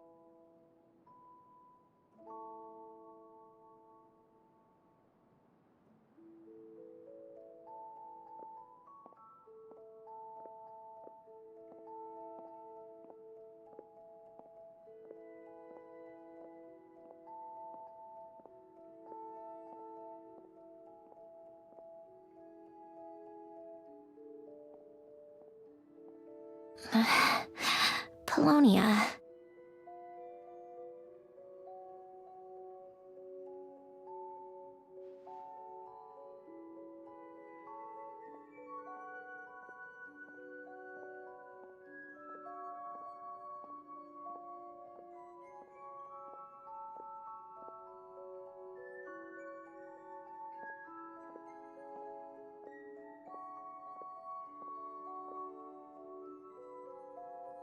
A warm hearth.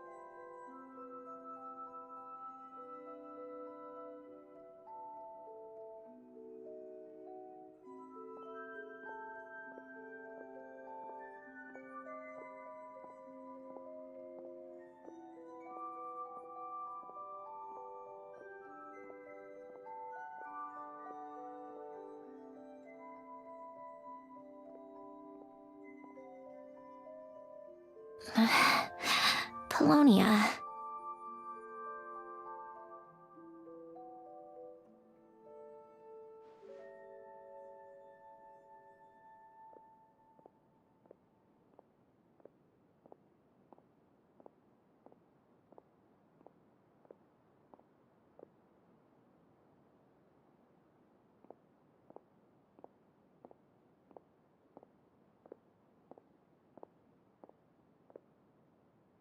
Old notes.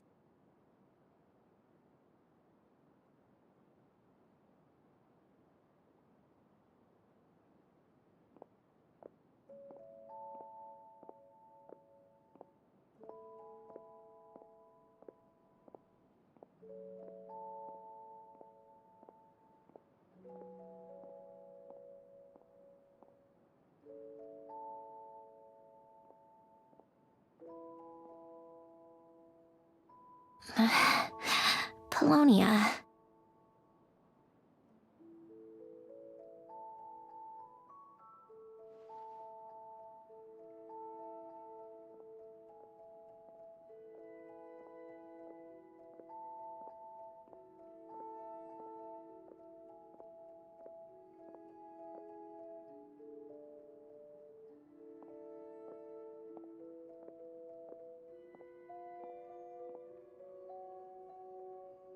A warm hearth.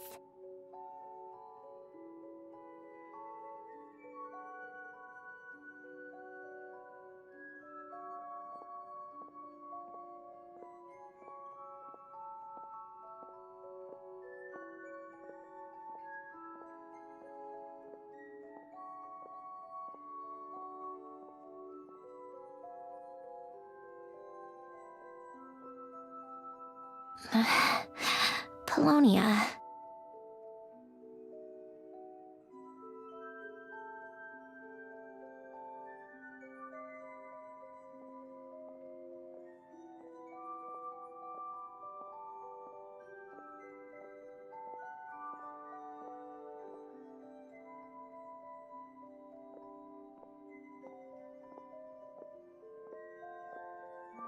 Coffee. Tea.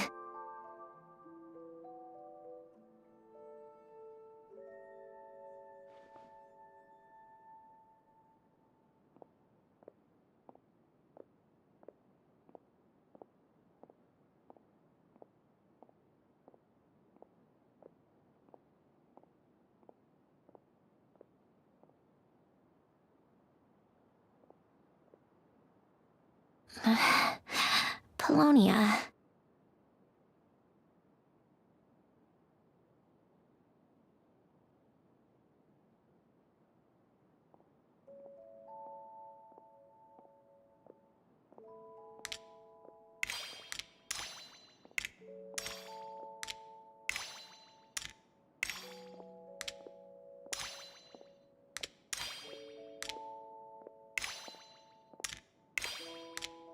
Old notes.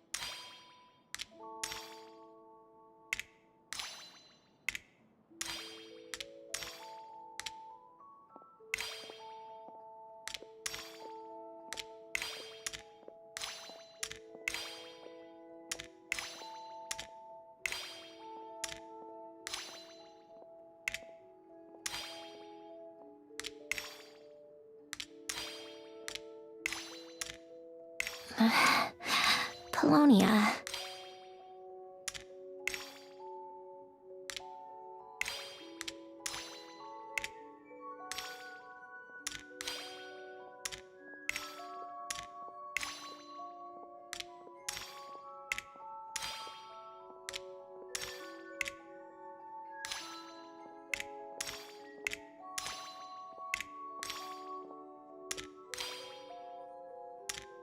A warm hearth.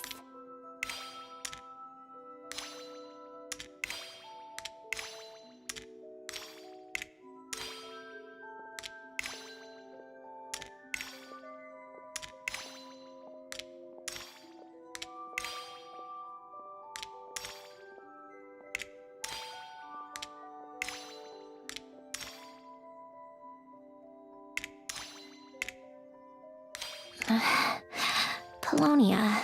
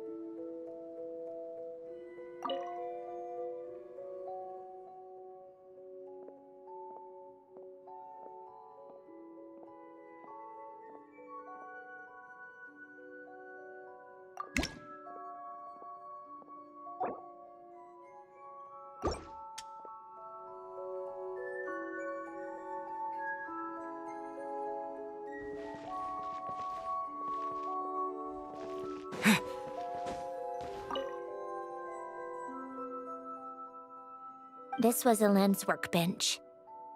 Later on, of course, it became mine. It's where both Polonia and I were brought to life.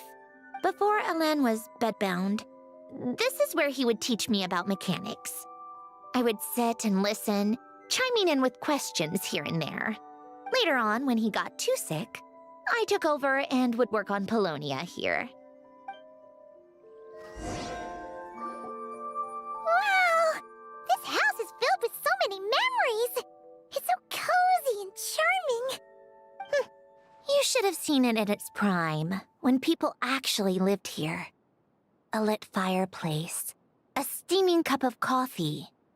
That's the real deal. You know, we also used to have a mechanical piano that Elend built. Oh! How chic! Elend never played it much. He probably wasn't able to at that point. But I managed to teach myself. Music theory is essentially math after all. Once you learn the patterns, it's not really that difficult. I loved perusing Elend's collection of classical music. The chords and harmonies felt like individual mathematical puzzles. It was fascinating. So I did some composing as well. But as Elend continued to deteriorate, even the sound of music began to grate on his nerves. So I got rid of the piano. Aww. Back then, I assumed a piano was like an ordinary clothing rack, commonplace in every home and easily replaceable. It was only after I left that I realized how hard a good piano is to find.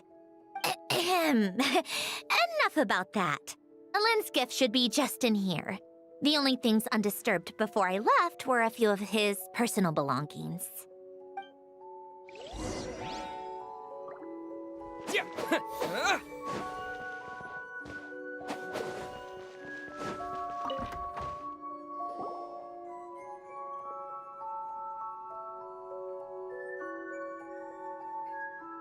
Wait, there's a hidden compartment at the back of this box.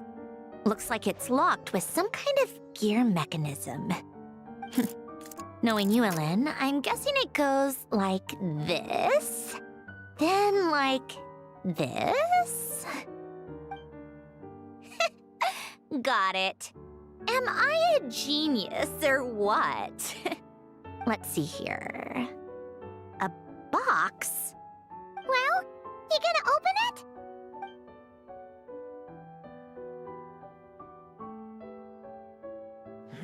It's heavier than I was expecting. Just how much stuff is in here?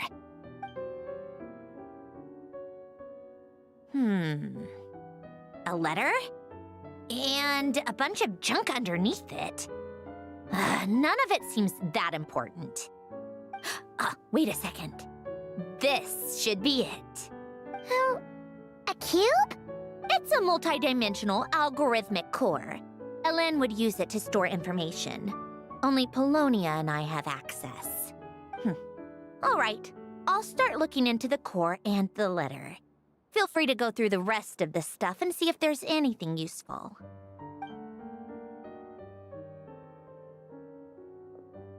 Okay. Hold on. There's another picture in here. This one has writing on the back. A snapshot of you playing among the plants shortly after you were born. You seem to like these flowers a lot. May you grow and flourish just as they do. Huh? Wow! Look how happy you are in this picture. You've changed a lot since then, huh? What's that supposed to mean? Just that you come off kind of aggressive sometimes. Or, annoyed at everyone around you? Well then, people should stop being so annoying. It's not like I'm the one with the problem. Of course not. Oh, here's something else. Looks like a piece of paper torn out from somewhere. Today, I solved another math puzzle and made a breakthrough on a construction problem the Institute has been stuck on for years. Am I a genius or what? No, wait, that's From now on, I should have people address me as Her Highness the Clockwork Princess, Unraveler of all reason. No, nope. No more of that. I thought I tore this page out. You wrote this? Then how did it get... Wait, there's more writing at the bottom! You seem to have developed a distaste for this particular entry, considering I found it in the trash. I'm sorry, but I could not help but hold on to it. Forgive me. Lynn! Don't be embarrassed. Everyone goes through a phase like that. Nonsense! I wasn't even the one who wrote that! It must have been Polonia. That's enough. I told you it was Polonia. You know what? We're done with this. No more rifling around in the box. Just put it down and let me read the letter. To my little clockwork princess...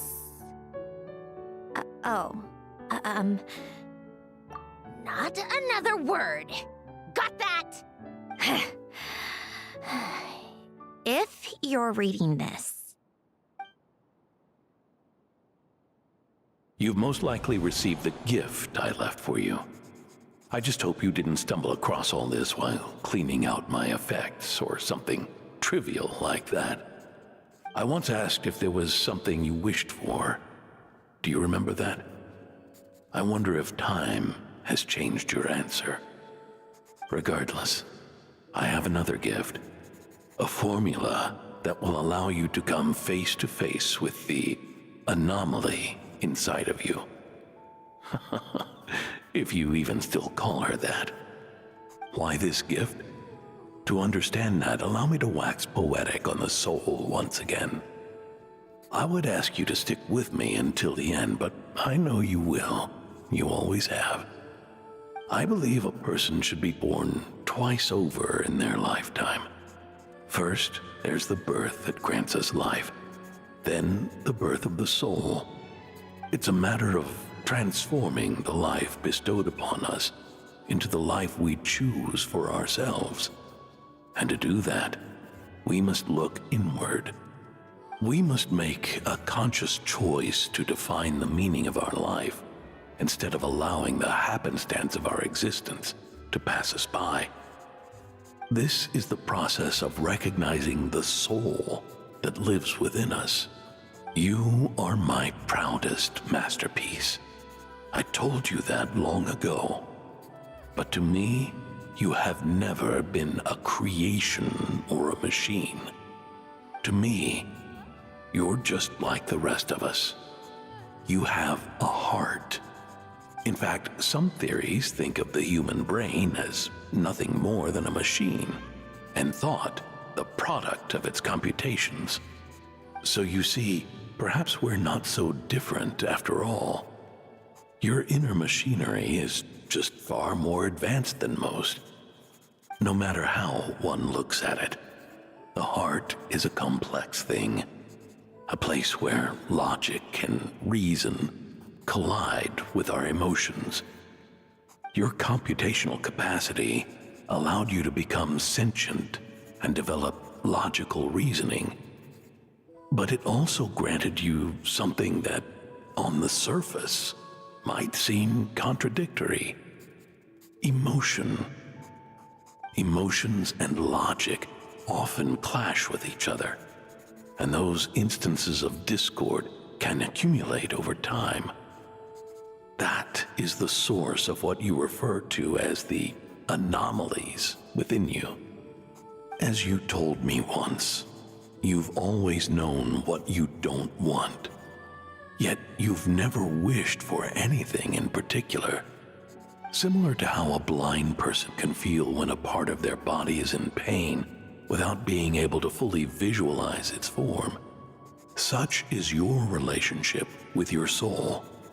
So, what I leave you now is this: a formula that will allow you to see the shape of your soul.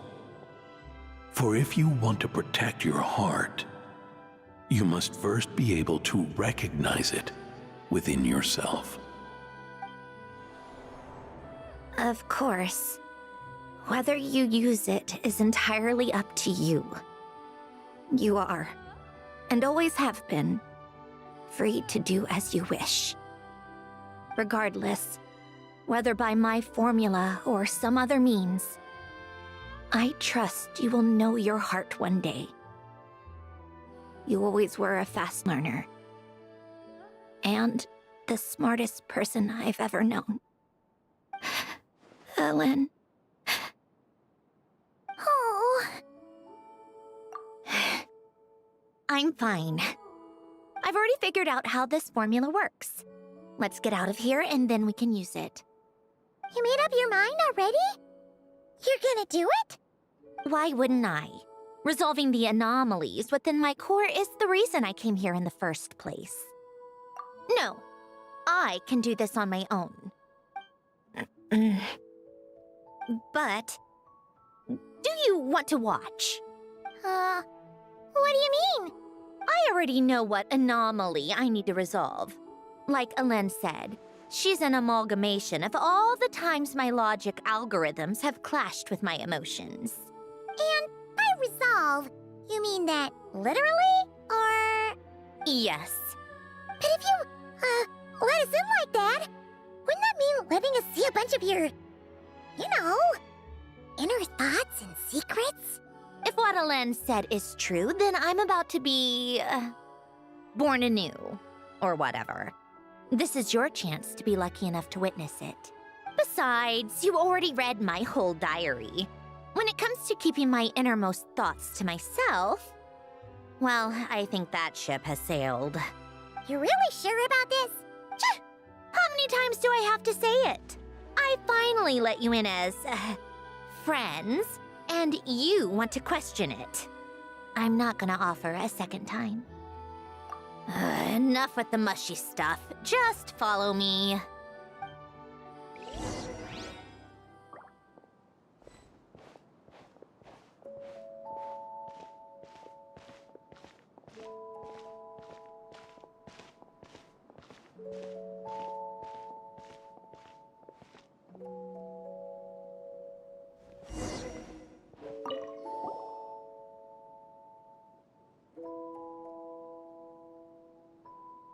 Right. With the numerological array, I can construct a simple formula that will allow you to experience what I see and hear in real time.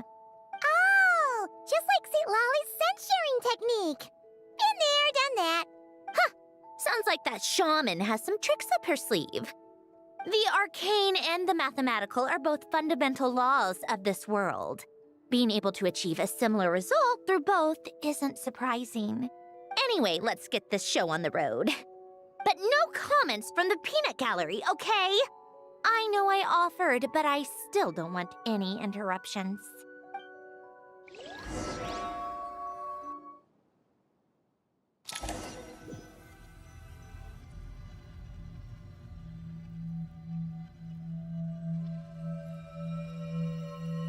Is this... my heart? No, it's probably just the result of Alen's formula. A space dedicated to resolving anomalies. Huh. But it looks like the walls are all... mirrors? You made it. About time. Is that me? From the past? You just spoke of anomalies. Well, here I am. What happens when emotion contradicts reason? Shall we sit down and talk?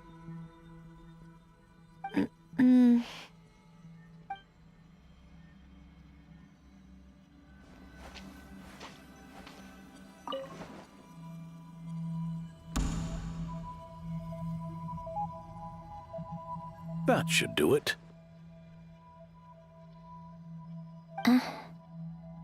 Hello? My name is Alain Guillotin. Can you hear me? Brings back memories, doesn't it? The time we spent here. Here. I want you to have this. A notebook? You can use it to write things down. I don't need to write things down. I have unlimited memory. Even so, some things are more important than others, right? You can use it to write about the things that matter. So you wish me to carry out a basic priority sorting operation? I suppose you can think of it like that for now. But journaling is also an act of finding oneself. Much like we use wooden stakes to guide a plant to grow in a certain manner, what we choose to write down gives the soul much-needed direction. In the act of choosing what to forget and what to hold on to, we decide what kind of person we want to become. I don't understand. Like I said earlier, I don't need something like this.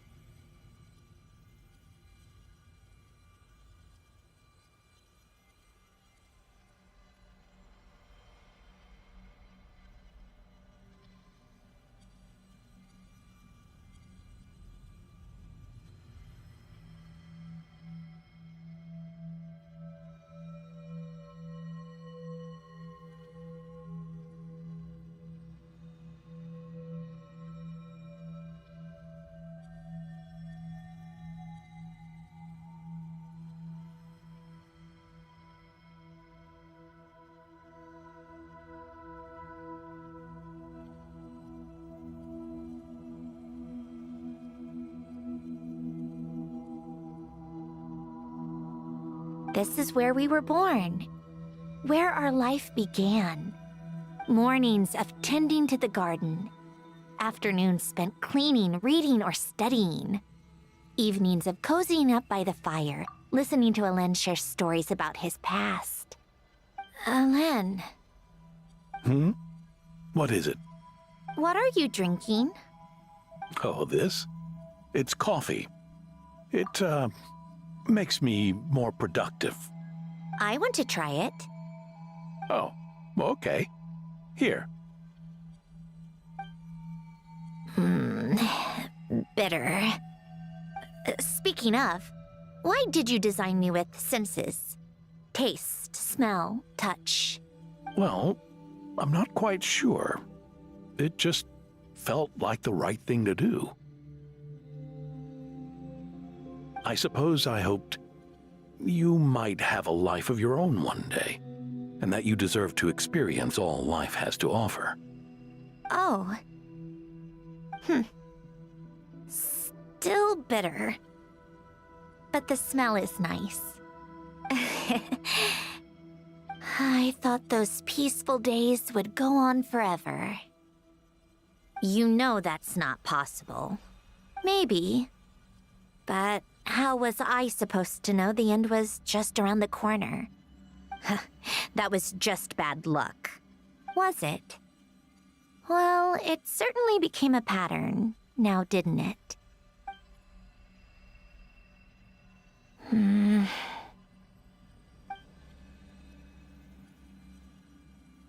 Over time, one of the habits we picked up from Alen was a love of coffee. We even took to hosting tea parties. A machine acting like a human. Kind of laughable, right? I suppose that's just what I'm used to. Yeah, that's just what we're used to. Hey, this place isn't half bad. Great spot for a party. More and more people seem to be showing up to my tea parties uninvited. Anyone care to explain? Can you blame me? I saw Columbina leading Capitano somewhere, and I had to see what that was about. I had simply asked Columbina where I might find Arlecchino. I have business to discuss with her, and Columbina suggested looking here. Tartaglia and I were unaware that this was a private gathering. Apologies for the intrusion. It won't be for long. Whatever. Just add it to the list of annoying things that have happened today. What's one more? Since you're here, you might as well stay for a cup of tea. See? Told you she wouldn't mind. Much obliged, Sandrone. Well, look who we have here. Good thing I brought extra desserts. This has turned into quite the occasion. Capitano, I was just about to go find you. Pardon the intrusion. Rest assured, I won't sully your gathering with talk of work. We can have our discussion later. Spoken like a true gentleman. A certain unmannered 11th seat could learn a thing or two. You know, you really should start being nicer to me, Rosaline. Or I might just snatch that 8th seat right out from under you. I'd like to see you try. If you're gonna fight, take it outside. The only mess I plan on cleaning up is tea-related. I still don't understand how our quiet afternoon turned into such a crowded gathering. One by one, people just kept barging in.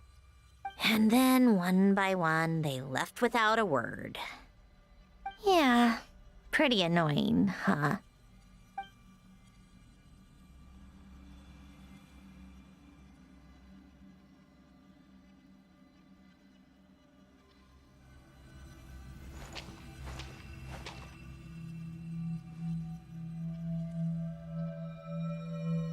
Of all my days with the Fatui, the times I spent with you, Arlecchino, and Rosaline, they were my favorite. Goodbye, Sandrone.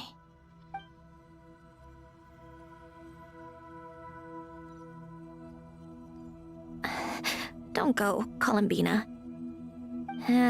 We should have just said that. Why didn't we? If we had, would the story have had a different ending? She couldn't stay. There was no future for her here. She would have just faded away. You're right. I suppose that's why you call me an anomaly. Every time you make a decision, there's a voice inside your heart. My voice, asking to contradict all logic and reason. Why didn't we make her stay? Is it worse to fight for something just to lose it? Or not to have fought at all? Don't you find it unfair? One by one, we keep losing the things we care about the most.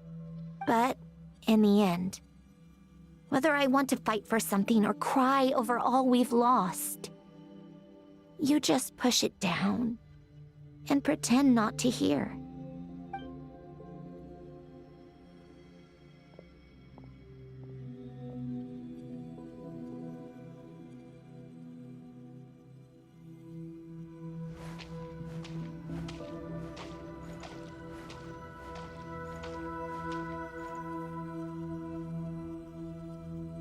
And now, even Polonia, the other half of Elend's legacy, the last remaining member of our family, even Polonia is no longer with us. I did everything I could, but it's just like Elend always said. Polonia was one of a kind. There was no replicating what he managed to create. Don't you feel like our connection to the past is fading bit by bit? Like, even the things we have left are slowly slipping away. I suppose. But you can't move through life without having to say goodbye. And even as we experience loss, there are always new things to be gained. Ever so logical. What's your take, then? It feels like the more I care about something, the faster the world takes it away. It sounds so stupid, but I can't help it. That's the hand life has dealt me time and time again. Why even fight for something that's just going to be lost in the end? Better to never have had it at all. Better if it would all just disappear. Dark, I know. But the heart wants what it wants. Maybe the stellar linchpin appeared because of me. Because of what I wish for. I don't think so. Yeah, probably not. What an anomaly wants goes against all logic and reason after all. Well, go ahead and do what you came for. You're here to resolve the anomaly, aren't you? Yes. What's it gonna be? Keeping me imprisoned here like before? Or eliminating me entirely, like debugging a code. That might actually be a mercy. I don't care. I just don't want to experience the pain of loss ever again. Go ahead. I'm ready.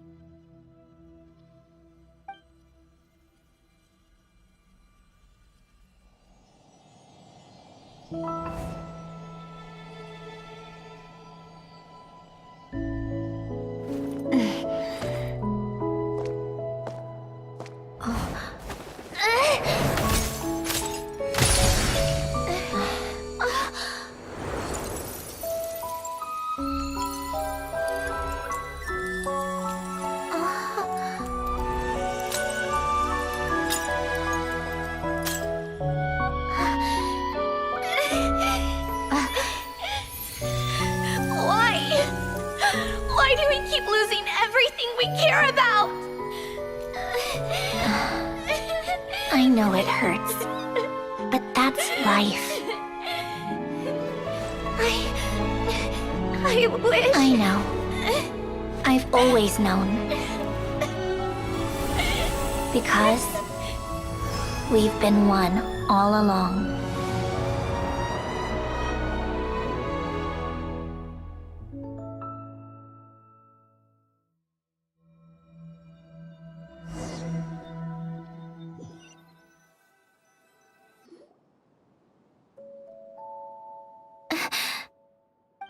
Sandrone! I'm fine. It's okay to cry, you know. Cry? You've got to be kidding me. Save the comforting for someone who needs it, Paimon. The emotional side of my core algorithm. My emotion module has always been fully developed and operational. Elen tried to tell me that too. I've just chosen to ignore her voice all this time. I suppose. Huh. Come to think of it, it's kind of like the aquarium on the ship. The aquarium? The old me took one look at it and saw something I would inevitably lose. So I stopped putting in the effort. Then, one by one, the fish all swam away, and the place became even more bleak and depressing. Pretty pathetic, right? Don't say that. A lot of people would feel the same. It just shows how much you care about what you have. Now? After seeing what you've done with the aquarium, I have to admit, I think it's beautiful. It's like you said, we get to keep the things we gain along the way. And those are things that can never be replaced, because we choose to hold them in our hearts. Well said. Besides, I've already died once. I'd be stupid not to make the most of this second chance. Right. Earlier you, or your inner self, mentioned something about her wish. What was it? You think that's something you can just ask and I'll tell you? Think again. I may have accepted my emotional self, but I'm not about to go all soft and mushy on the inside and pour my heart out. That said, taking a step in the right direction couldn't hurt. Starting with cleaning some old aquarium tanks of my own. Huh? Metaphorically speaking, I mean. Come on, let's head back to the ship. I need to talk to that shaman.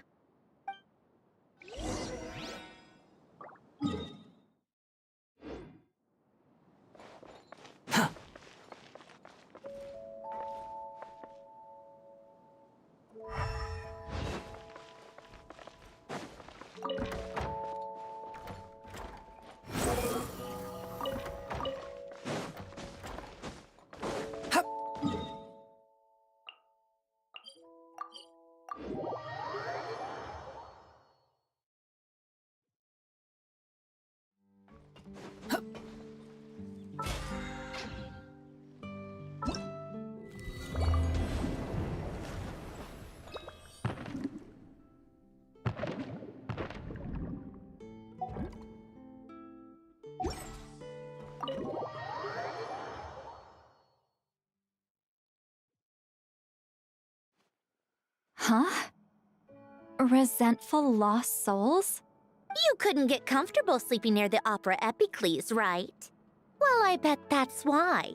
The Fountain of Lucine is where all the water in Fontaine gathers. So that's where the emotions within the water converge as well. Hold on. If it's souls we're dealing with, feeling uncomfortable should have been just the beginning. I should have been able to hear their voices or something. And under normal circumstances, I'm sure someone of your talents would have. The problem is, these souls are no longer complete.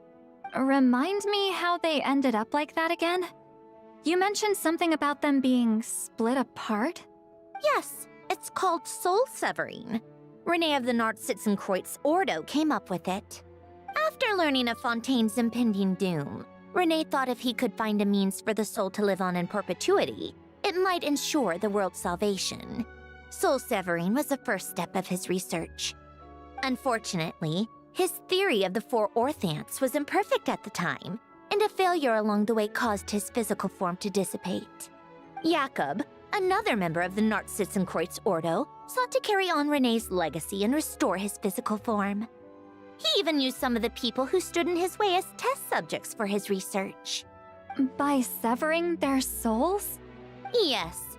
After Renee successfully awakened, the two continued their research, and all the severed souls ended up merging into Renee's consciousness. After you saved Fontaine by turning Fontainians into true humans, these souls returned to the ley lines. But the souls severed before Renee awakened had nowhere to go, doomed to forever wander the waters of Fontaine as listless spirits. Almost as if they exist outside the bounds of this world. Unrecognized by the ley lines or fate. No wonder I couldn't sense them.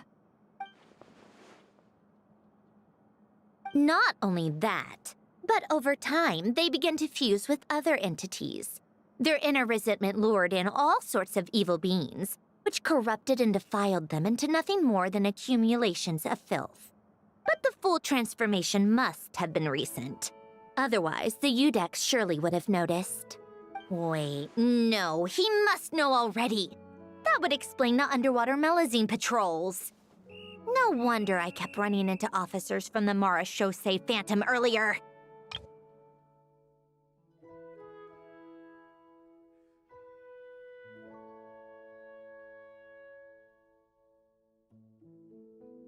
In that case, let's go find Nervalette and we can sort it out together. No, not just yet. Why not? For one, the diplomatic castle alone would be a nightmare.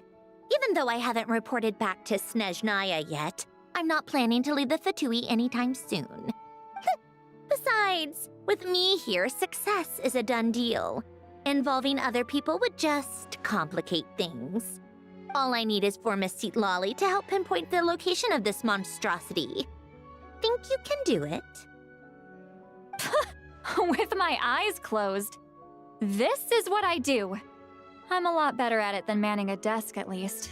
But, how exactly do you plan on resolving this soul stuff? Even to me, there's no obvious answer. Seems pretty complicated, all things considered. Just trust me. I have the perfect solution. Oh, all right.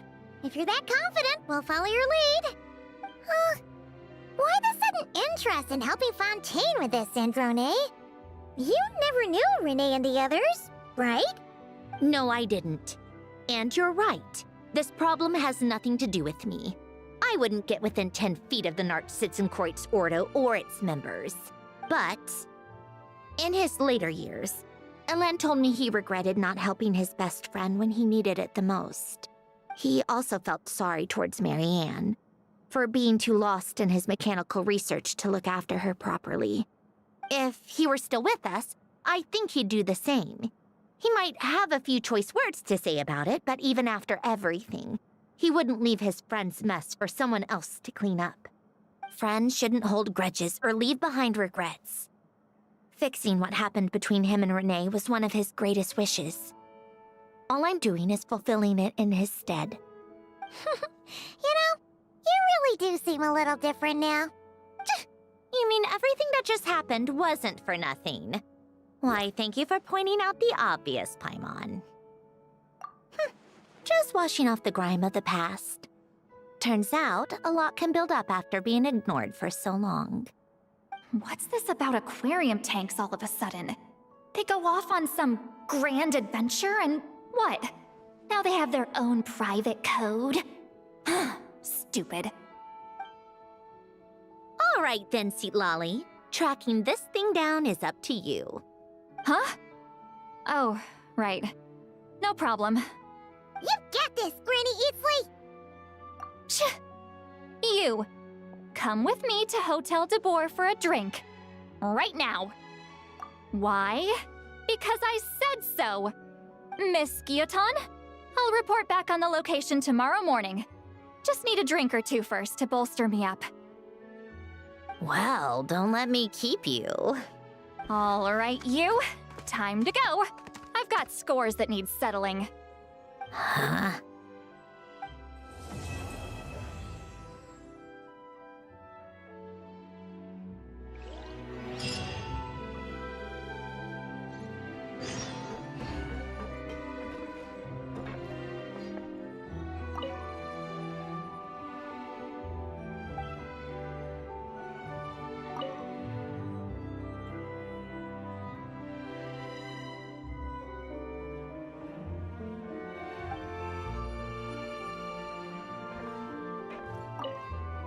Listless, abandoned souls. An accumulation of resentment and filth.